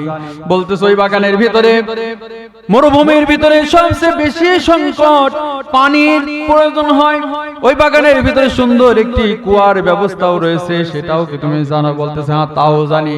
বলতেছে আবু লুবাবানে আমার 600 বিশিষ্ট বিশাল একটি বড় খেজুরের বাগান এবং বাগান বাড়ি সহ ওই কুয়া সহ সব কিছু আমি তোমার কাছে দিতে চাই, বিনিময়ে ওই একটা খেজুর গাছ আমার কাছে বিক্রি করবে। এবার আবু লুবাবা বলতেছেন আবু দাহদা দে, তোমার মাথা কি পাগল হয়ে গেছে? তোমার মাথা ঠিক আছে তো? একটা খেজুর গাছের বিনিময় 600 গাছ বিশিষ্ট বাগান, বাগান বাড়ি কুয়া সব সহ তুমি একটা খেজুর গাছ কিনতে চাও? বলতে হ্যাঁ আমি তাই কিনতে চাই। বলতে ঠিক আছে, তুমি যদি তাই চাও তাহলে তো আমার ভালোই হবে, তোমার বাগান বাড়ি সহ ওই কুয়া আমার নামে রেজিস্ট্রি করে দাও, আমি তোমাকে এই গাছটা দিয়ে দিলাম। বলতে ঠিক আছে তোমাকে দিয়ে দিলাম। আবু দাহদা আল্লাহ নবীর কাছে যে বলেন ইয়া রাসূলুল্লাহ ইয়া হাবিবাল্লাহ হুজুর, আমার বাগান বাড়ি সহ কুয়া সহ আমার সমস্ত সম্পদ ওই আবু লুবাবাকে দিয়ে তার একটি গাছ আমি কিনে নিয়েছি। ইয়া রাসূলুল্লাহ হাবিবাল্লাহ, আপনার প্রিয় সাহাবী এতিমকে আপনি দিয়ে দেন। ও নবী, এখন আপনি বলেন আমার কি হবে? আমাকে কি সত্যই আল্লাহ জান্নাতের ভিতরে একটা খেজুর গাছ দিবে? আল্লাহ নবী তখন বললেন আবু দাহদা রে, কাম মিন ইনদি রিদাই আবু দাহদা ফিল জান্নাহ। জোরে বলুন আল্লাহু আকবার। আল্লাহ নবী বললেন আবু দাহদা রে, এখন তোমার জন্য একটা শুধু খেজুর গাছ না, আল্লাহ রাব্বুল আলামিন তোমার নামে অসংখ্য অগণিত খেজুর বাগান আল্লাহ রাব্বুল আলামিন জান্নাতের ভিতরে তোমাকে দান করে দিয়েছে। জোরে বলা যাবে নাকি মারহাবা? আবু দাহদা বাড়ির সামনে গিয়ে সালাম দিলেন এবং স্ত্রীকে লক্ষ্য করে বললেন, ও স্ত্রী, আল্লাহর সাথে বড় ধরনের একটা ব্যবসা করে ফেলেছি, তাড়াতাড়ি বাড়ি ঘর ছেড়ে কাপড় চোপড় গাঁটটি বুকসা বেঁধে তাড়াতাড়ি বাড়ি থেকে বের হয়ে আসো। এই বাড়ি আমি বড় একটি মূল্যবান সম্পদের বিনিময়ে বিক্রি করে দিয়েছি। স্ত্রী বলতেছে স্বামী রে, এত সুন্দর বাগান, এত বড় বাগান মক্কার ভিতরে আর নাই, আমার বাগান কিনতে পারে এমন কোন মানুষ তো মক্কায় নাই, কার কাছে আপনি বিক্রি করলেন? এবার আবু দাহদা বলতেছে স্ত্রী রে, দুনিয়ার কোন মানুষের কাছে আমি বিক্রি করি নাই, আল্লাহর সঙ্গে ব্যবসা করেছি। আল্লাহ রাব্বুল আলামিন জান্নাতের ভিতরে আমার জন্য খেজুর গাছের বরাদ্দ দিয়েছেন, এজন্য বিশ্ব নবীর কথা শুনে আমি আল্লাহর জান্নাতে খেজুর গাছের পাওয়ার আশায় আমি এই বাগান বাড়ি সহ 600 বিশিষ্ট বাগান বাড়ি সহ কুয়া সহ সব কিছু আমি আল্লাহর সাথে ব্যবসা করে দিয়েছি। জোরে বলুন সুবহানাল্লাহ। স্বামীও যেমন স্ত্রীও তেমন। স্ত্রী বলতে, ও স্বামী, এত সুন্দর ব্যবসা আপনি আল্লাহর সঙ্গে করেছেন, এত সুন্দর উত্তম ব্যবসা আপনি করেছেন, দুনিয়ার ভিতরে এর চেয়ে ভালো ব্যবসা আর আল্লাহর দুনিয়ায় আর একটাও হতে পারে না। আমাদের স্ত্রী হলে কি বলতো, তোমার মাথা খারাপ নাকি, আমরা কোথায় এখন থাকবো? আর আমাদের সম্পদ তো সবকিছু আমাদের নামে না, সবকিছু স্ত্রীদের নামে, ঠিক কিনা বলেন? নিজের তো কিছু কর্তৃত্বও থাকে না। ওই আমাদের পাবনা জেলায় একজন মুসল্লি, আমি যখন বড় মসজিদে তারাবির নামাজ পড়তাম, দেখলাম রমজান মাসে একজন সারাদিন মসজিদে বসে থাকে, আত্মাউজবি পড়ে, জিকির করে। আমি বললাম, চাচা, আপনি সারাদিন মসজিদে বসেই থাকেন আর জিকির করেন, আপনার কি কোনো কাজ কর্ম নেই? সংসার কিভাবে চলে? বলতেছে, বেটা, আমি কোনো কাজ কাম করি না। বলতে, সংসার চলে কিভাবে? বলতেছে, বাবার নামে জমি বিক্রয় করে 40 লক্ষ টাকা সোনালী ব্যাংকে রেখেছি, প্রতি মাসে 30,000 টাকা করে আসে, আর আমি বাজার করি আর খাই আর জিকির করি, আমার কোনো আর কাজ কর্ম করা লাগে না। আমি বললাম, চাচা, সোনালী ব্যাংকে রেখে আপনি লাভ নিয়ে, ইন্টারেস্ট নিয়ে, সুদ নিয়ে আপনি নামাজ কালাম করেন, এটা তো পাক্কা সুদ, আপনি তো জান্নাতে যেতে পারবেন না। তখন বলতেছে হুজুর আমি জানি, ওইটা ভালো করে জানি, এজন্য টাকা আমার নামে রাখিনি, টাকা রাখেছি তোমার শাশুড়িমার নামে। কথাকে বুঝতে পারছেন? বলতেছে গুনাহ যদি হয়ে যায় কিছু, তোমার চাষির হবে, আমার তো হবে না। আর যদি কিছু হয়েও থাকে তাহলে ও যে জিকির করি, নামাজ পড়ি, তাহলে গুনাহ যদি হয়ে থাকে, জিকির আর নামাজ আর গুনাহ কাটাকাটি মাঝখানে জান্নাতে যাব ফাও। এরকম ধরনের মানুষ আছে না নাই? সুতরাং এরকম চিন্তা করলে জান্নাত যাওয়া যাবে? যাওয়া যাবে না। স্বামীকেও আল্লাহওয়ালা হতে হবে, স্ত্রীকেও সহযোগিতা করতে হবে। স্ত্রী যদি বলে যে এইটা সুদ, এই হারাম, তোমাকে আমি গ্রহণ করতে দেব না, আমরা প্রয়োজন হলে একটু কম খাবো, তবু হালালের পথে থাকবো, তাহলে ওই স্ত্রীও জান্নাতি, ওই স্ত্রীর কারণে স্বামীও আল্লাহর জান্নাতে যেতে পারবে। জোরে বলেন ঠিক কিনা? দুইজন স্ত্রী, নবীর স্ত্রী জাহান্নামে যাবে, মনে আছে আপনাদের? কোন কারণে জাহান্নামে যাবে এটা বলার কথা ছিল না?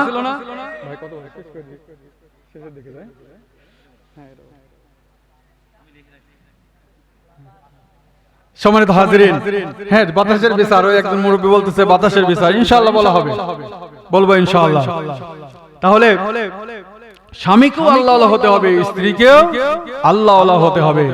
নবীর স্ত্রী, দুইজন নবী আল্লাহর প্রেরিত বান্দা, সেই দুইজন নবীর স্ত্রী জাহান্নামে যাবে। প্রশ্ন আসতে পারে হুজুর নবীর স্ত্রী আবার জাহান্নামে যাবে কেন?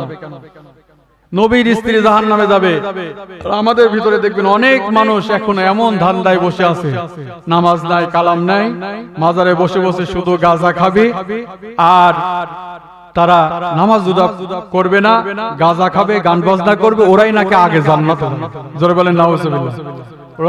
আবার গানে গানে বলে দয়াল বাবার মুরিদ আমি বড় গুনাহগার, দয়াল যদি করে দয়া তবে হব পার বাবারে।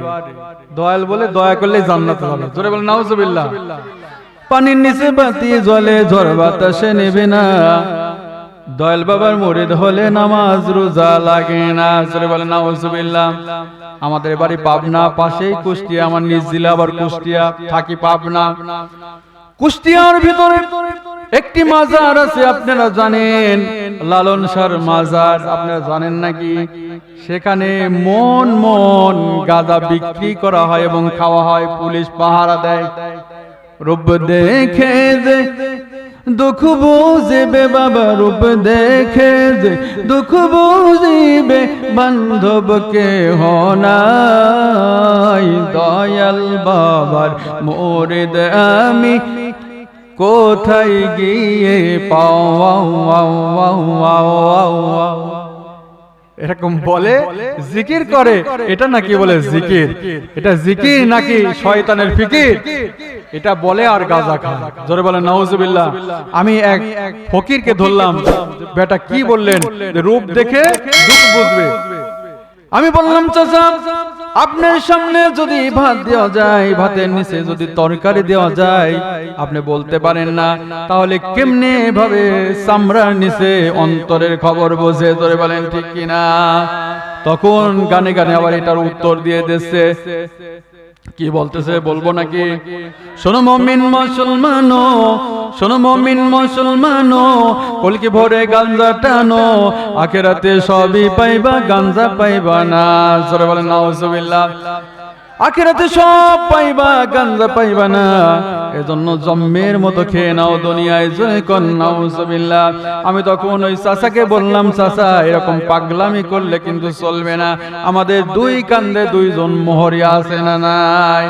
আমি তখন বললাম, দুই কান্দে দুই মোহরি লিখতে আছেন ডায়েরি, দুই কান্দে দুই মোহরি লিখতে আছেন ডায়েরি, আমল দেখে পার হবে, টাকা পয়সার নেই কারবার, সময় থাকতে মনা হুঁশিয়ার, সময় থাকতে মনা হুঁশিয়ার। সেদিন এসে স্টেশনে, সেদিন এসে স্টেশনে থাকবে নানান প্যাসেঞ্জার, দ্রুত জানে পার হইবে সে, টিকিট কাটা আছে যার, টিকিট কাটা আছে যার, টিকিট আছে না নাই? কিরামান কাতিবিন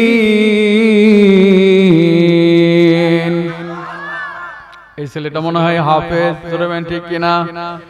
না হলে আল্লাহ যেন কবুল করে নেন, বলেন আমিন। আল্লাহ রাব্বুল আলামিন বলেন ওয়াকুল্লু ইনসানিন আলজামনাহু তাইরাহু ফি উনুকিহি অনুখরিজ লাহু ইয়াওমাল কিয়ামাতি কিতাবান ইয়ালকাহু মানশুরা। সূরা বনী ইসরাঈল 15 নম্বর পারা 2 নম্বর পৃষ্ঠার 13 নম্বর আয়াতে কারিমা আল্লাহ রাব্বুল আলামিন বলেন প্রত্যেকটা মানুষের কণ্ঠনালীর ভিতরে আমি আল্লাহ রাব্বুল আলামিন আমলনামা ঝুলায় রেখেছি। যুগের ভাষায় মেমোরি আছে না নাই? একটা মাহফিলে একটা যুবককে বললাম, ও যুবক, তোমার মেমোরির ভিতরে কি রেখেছো? তোমার মেমোরিটা আমাকে দাও আর আমার মেমোরিটা খুলে তুমি নাও। পাশের থেকে আরেকটা যুবক বলতো, হুজুর ও মেমোরি খুলতেছে, মেমোরি খুলে আউট করতেছে। মেমোরির ভিতরে শুধু খালি ওয়াজ নাকি? বলেন ওয়াজ। যেই বলেছি মেমোরির খুলে আমার কাছে দাও আর আমারটা তুমি নাও, তখন মেমোরি খুলে আউট করতেছে, কারণ ধরা খেয়ে যাবে। ঠিক কিনা? যুবক, হারাম কিছু মোবাইলের ভিতরে রাখা যাবে। দুই কান্দে দুই মোহরি আছে, ওরা আমলিক করে না, ওরা বিএনপিও করে না, জামাত করে না, চরমনাই করে না, জাসদ করে না, 8 রশি 16 রশি কিছুই করে না। ভালো কাজ করলে সেটাও লিপিবদ্ধ করে, খারাপ কাজ করলে সেটাও লিপিবদ্ধ করেন কে? আল্লাহ রাব্বুল আলামিন বলেন ইকরা কিতাবাকা কাফা বিনাফসিকাল ইয়াওমা আলাইকা হাসিবা।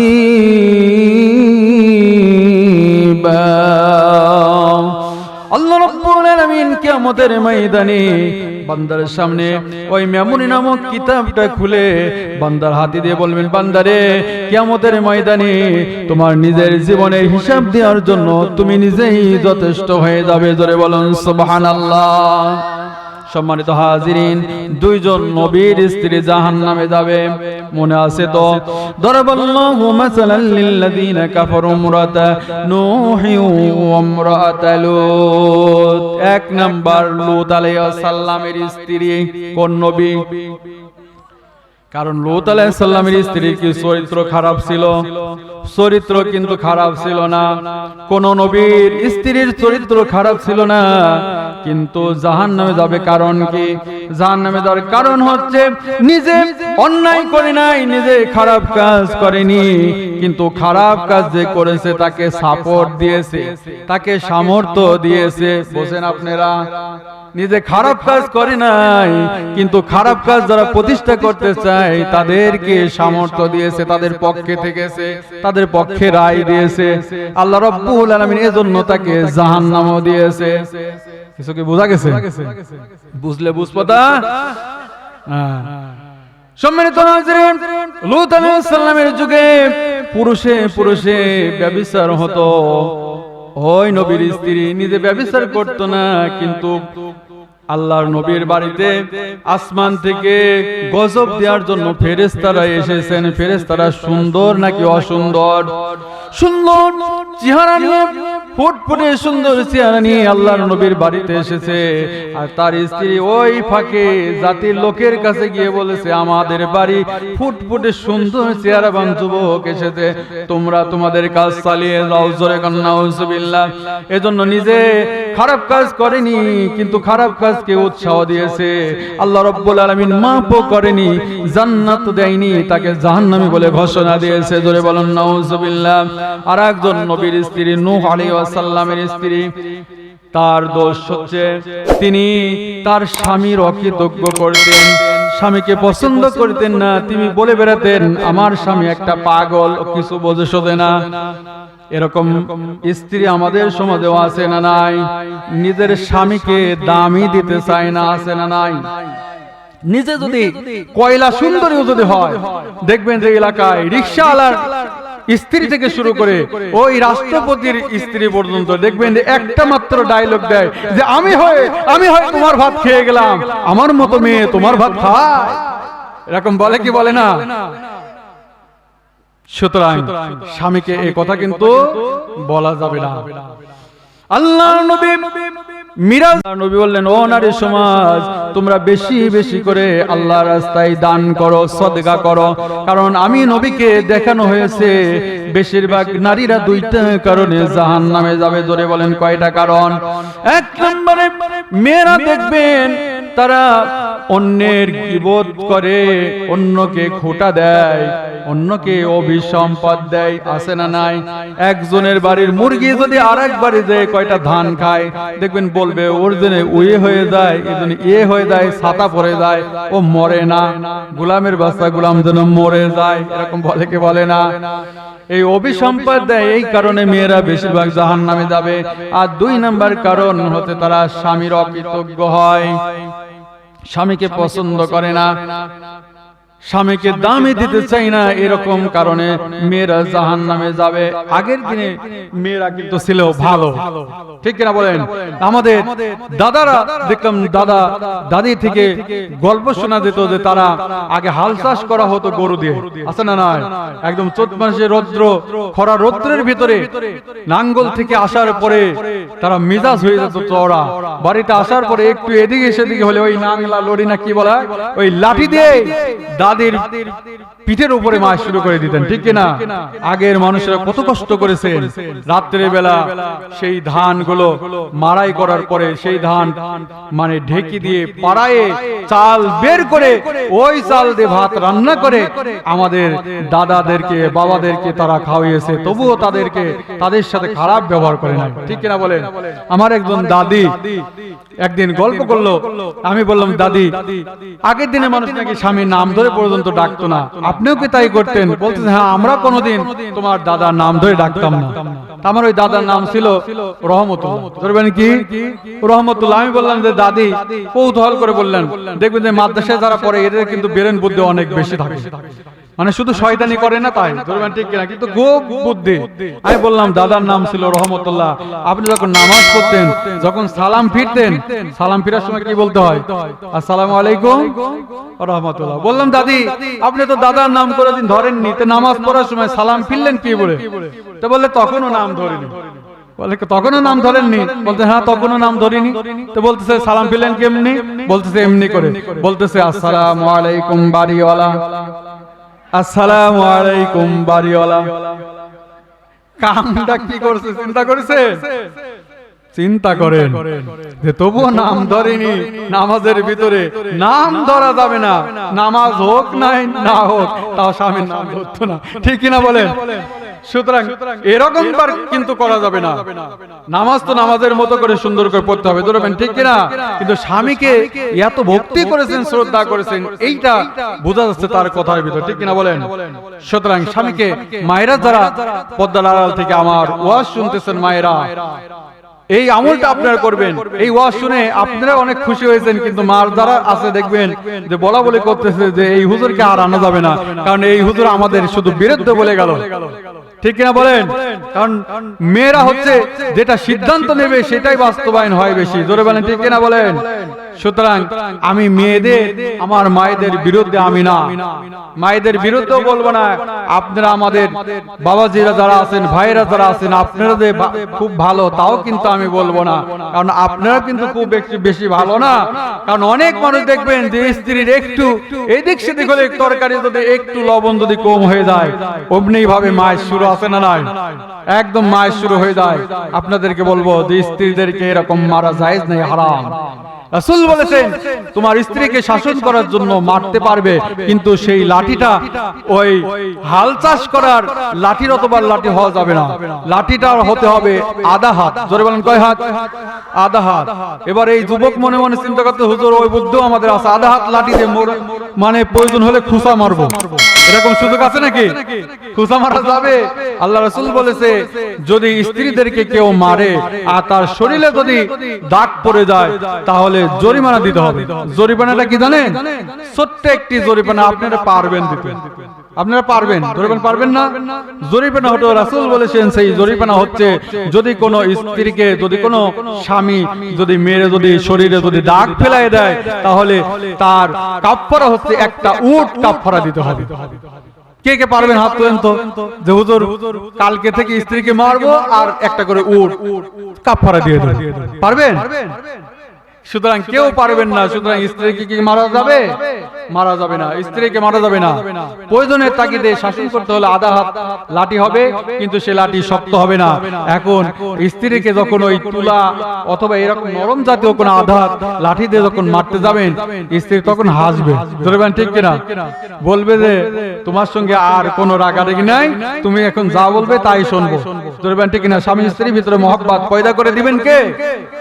সুতরাং আমাদের মায়েরা অনেক পরিশ্রম করে, দেখবেন আমাদের জন্য অনেক পরিশ্রম করে, কিন্তু মায়েদের পরিশ্রম বাবাদের চোখে পড়ে না, ঠিক কিনা? মায়েরা অনেক কষ্ট করে রান্না বান্না করে, মাঝে মাঝে তাদের রান্নার প্রশংসাও করা দরকার, আছে না নাই? আমরা প্রশংসা তো করি না, আমরা উল্টা আরো রাগারাগি করি। রাসূল বলেছেন যে স্বামী স্ত্রীর রান্না বান্নায় সহযোগিতা করবেন এবং রান্নার প্রশংসা করতে হবে। স্বামী স্ত্রীর ভিতরে মহব্বত তৈরি করে দিবেন কে? এই ওয়াজ শুনেছে একজন যুবক, মুনাজাত করে দেব, এই ওয়াজ শুনেছে একজন যুবক, চিন্তা করেছে যে কোনোদিন স্ত্রীর রান্নার প্রশংসা করলাম না, আজকে থেকে আমল শুরু, বাড়িতে যে আজকে থেকেই রান্নার প্রশংসা করব। স্ত্রীকে বলতেছে যে তাড়াতাড়ি কি খাবার আছে তাড়াতাড়ি দিয়ে দাও, মাহফিল থেকে আসলাম, মনে মনে একটা ভাব আছে না যে আজকে প্রশংসা করতে হবে। স্ত্রী একটা সামান্য একটু তরকারি আর 2টা রুটি এনে সামনে দিয়েছে। এবার খাওয়া শুরু করার সময় এবার স্বামী বলতেছে, স্ত্রী কোথায় গেলে, তাড়াতাড়ি এদিকে আসো, তোমার হাতের রান্না দিয়ে এত সুন্দর, আমি কোনোদিন তো চিন্তা করে দেখিনি, এত সুন্দর রান্না তুমি করতে পারো, আমি তো চিন্তাই করিনি, অবাক হয়ে যাচ্ছি যে এত সুন্দর রান্না তোমার, তাড়াতাড়ি এদিকে আসো। এবার পর্দার ভিতর থেকে স্ত্রী দিকে বলতেছে, গোলামের বাচ্চা গোলাম, ওই রান্না আমি করিনি, পাশের বাড়ির ভাবি দিয়ে গেছে, প্রতিদিন এত সুন্দর করে রান্না করে দিয়ে তোমার প্রশংসা বেরোয় না মুখ দিয়ে, আর আজকে ভাবি দিয়ে গেছে, আর এত সুন্দর স্বাদ লাগতেছে তোমার, আসতেছি, দাঁড়াও ঝাঁটা নিয়ে আসতেছি, ধরবেন ঠিক কিনা? সুতরাং প্রশংসা করলেও বুঝে শুধু প্রশংসা করতে হবে, ঠিক কিনা বলেন?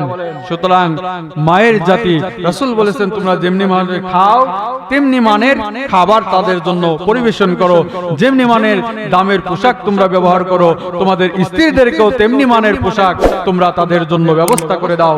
কারণ এই নারীরা শুধু তোমাদের স্ত্রী না, এই নারীরা তোমার মা। জোরে বলেন সুবহানাল্লাহ। আর আল্লাহর নবী বলেন, আল্লাহ পাক রব্বুল আলামিন বলেন তোমাদের মায়ের সঙ্গে তোমরা সৎ ব্যবহার করো, ভালো ব্যবহার তোমরা করবে। ভালো ব্যবহার করতে পারবো তো আমরা ইনশাআল্লাহ। আল্লাহ পাক রব্বুল আলামিন কুরআনুল কারীমের ভিতরে অসংখ্য জায়গায় পিতামাতার খেদমতের কথা বলেছেন। একজন ছোট্ট ছেলে বাইনা করে, ঘটনা বলে আমি মুনাজাতের দিকে যাব, বাতাসে বিচারও করব। একজন ছেলে তার মাকে বলতেছেন, মা তোমার কাছে আমার কয়েকটা পাওনা আছে, আমাকে তাড়াতাড়ি দিয়ে দাও। মা বলতেছে, সন্তান রে আমার কাছে তোর পাওনা কিসে? বলতেছে, মা প্রতিদিন শোয়ার সময় তোমার জন্য মশারি টাঙ্গাই দে, এই জন্য তুমি আমাকে 50 টাকা দিবে, আর তোমার রান্না বান্নার কাজে আমি সহযোগিতা করে দেই, এর জন্য 50 টাকা, আর যে তোমার ফুলের গাছে আমি প্রতিদিন পানি দিয়ে দিই, এর জন্য 50 টাকা। ধরে বলেন মোট কয় টাকা? 150। মা এবার বলতেছে, সন্তান রে শয়তানি করো, তুমি আমার সঙ্গে মস্করা করো, তোমার স্লিপ তুমি নিজে হাতে তৈরি করেছো, আমারও একটা ভাউচার আছে, আর আমার ভাউচার আমি নিজে তৈরি করে নি, আমার ভাউচার তৈরি করে দিয়েছেন তোমার আমার মালিক আল্লাহ পাক রব্বুল আলামিন। জোরে বলেন সুবহানাল্লাহ। মা বলতেছে, সন্তান রে আল্লাহ রাব্বুল আলামিন নিজে ভাউচার তৈরি করে দিয়েছেন। আল্লাহ বলেন, ওয়াসাইনাল ইনসানা বিওয়ালিদাই হামালাতুহু উম্মুহু ওয়াহনান আলা ওয়াহনি ওয়া ফিসালুহু আনিশকুরলি ওয়া লিওয়ালিদাইক ইলাইয়াল মাসির। মা বলতেছে, সন্তান রে আমার 1 নম্বর ভাউচার হলো তোমাকে আমি 10 মাস 10 দিন গর্ভে ধারণ করেছিলাম। সন্তান রে, একটি সন্তানকে যখন মা গর্ভে ধারণ করে, মেডিকেল সায়েন্স বলেছে একটি সন্তান মায়ের পেটের ভিতরে যখন থাকে, কমসে কম যেই সন্তানটি সবচেয়ে কম মায়ের কলিজায় লাথি মারে, কমসে কম একটি সন্তান তার মায়ের কলিজায় 500 বার তার কলিজায় লাথি মেরে দেয়। জোরে বলেন সুবহানাল্লাহ। মা বলতেছে, সন্তান রে 500 বার লাথি মেরে আমার কলিজা ছিদ্র করে দিয়েছো, কষ্ট পাইনি। যখন তুমি প্রসব বেদনা যখন আমার শুরু হয়ে গেল, শেষে যখন 6টা লাথি তুমি মেরে দিলে, মনে হয় আমার কলিজা ছিঁড়ে গেল, আমি আর সহ্য করতে পারলাম না। আমি তখন সিদ্ধান্ত নিলাম, আল্লাহ আমি আর কোনোদিন সন্তান আর নেব না, এইবারে আমার শেষ। আমি এই সিদ্ধান্ত নিয়ে ফেললাম, আর কোনোদিন সন্তান নেব না। এই সিদ্ধান্ত নেওয়ার পরে যখন তুমি ভূমিষ্ঠ হয়ে গেলে, ও সন্তান রে, যখন তোমাকে আমার বুকের উপরে রাখলো, আর তোমার চেহারার দিকে যখন আমি তাকালাম, তোমার চেহারা দেখে আমি যখন তোমার ফুটফুটে চেহারার দিকে আমি মা যখন তাকিয়েছি, 10 মাস 10 দিন গর্ভে ধারণের কষ্ট আর প্রসবের কষ্ট মুহূর্তের ভিতরে আমি মা ভুলে গিয়েছি। ও সন্তান রে, এই যে 10 মাস 10 দিন তোমাকে গর্ভে ধারণ করে টেনেছি, দুনিয়ার কোন মানুষ আমাকে 10টা পয়সা দেয় নাই। এর জন্য কয় টাকা হয়, কয় টাকা দাম দিবে আমাকে দিয়ে দে। ও সন্তান রে, আমার 2 নাম্বার বাউসার হলো, তোমাকে যখন আমি প্রসব করেছি, আমার শরীর থেকে কমসে কম 1 বালতি পরিমাণ রক্ত বের হয়েছে। এত রক্ত একটা মানুষের গায়ে থেকে, শরীর থেকে বের হলে মানুষ কোনোদিন বাঁচতে পারে না। আমি মা, এত রক্ত আমার শরীর থেকে বের হয়েছে, আল্লাহ রাব্বুল আলামিন আমাকে বাঁচিয়ে রেখেছে। ও সন্তান, এই রক্তের দাম দুনিয়ার কোন মানুষ আমাকে দেয় নাই। ও সন্তান, এই রক্তের দাম হয় কয় টাকা, তুই আমাকে কয় টাকা দিবি, দিয়ে দে। আমি জানতেছি আমার কলিজার টুকরা যুবক ভাইরা, মায়ের এই রক্তের দাম কোন সন্তান আমরা দিতে পারবো? আমার মা বলেছে, ও সন্তান, 3 নম্বর ভাউচার হলো, আমার শরীরের রক্তগুলো আল্লাহ রাব্বুল আলামিন দুধ বানিয়ে দিয়েছে, আর কমসে কম 2 বছর আমি তোকে তিলে তিলে দুধ খাওয়ায় বড় করেছি। মেডিকেল বলেছে একটি সন্তান প্রতিদিন মায়ের স্তন থেকে 8 বার দুধ পান করে। জোরে বলেন কয়বার? 8 বার দুধ পান করে, প্রতিবার 1 পোয়া করে। এই হিসাব করে দেখা যায় 1 বছর 360 দিন, 2 বছরে একটি সন্তান মায়ের স্তন থেকে কমসে কম 36 মণ দুধ পান করে। জোরে বলেন সুবহানাল্লাহ। মা বলতেছে এই যে 36 থেকে 40 মণ দুধ পান করেছে 2 বছর থেকে 2.5 বছর। ও সন্তান, 1 ফোঁটা রক্তের দাম দুনিয়ার কোনো মানুষ আমাকে দেয়নি। এই রক্তের দাম, এই দুধের দাম কয় টাকা হয় আমাকে তাড়াতাড়ি দিয়ে দে। আমি জানতে চাই আমার কলিজার টুকরা, আমার যুবক ভাইরা, আমরা কি মায়ের 1 ফোঁটা রক্তের দাম আমরা কোনদিন দিতে পারবো? মায়ের 1 ধার দুধের দাম কাটিয়া গায়ের চাম, বাপস বানালো ঋণের শোধ হবে না।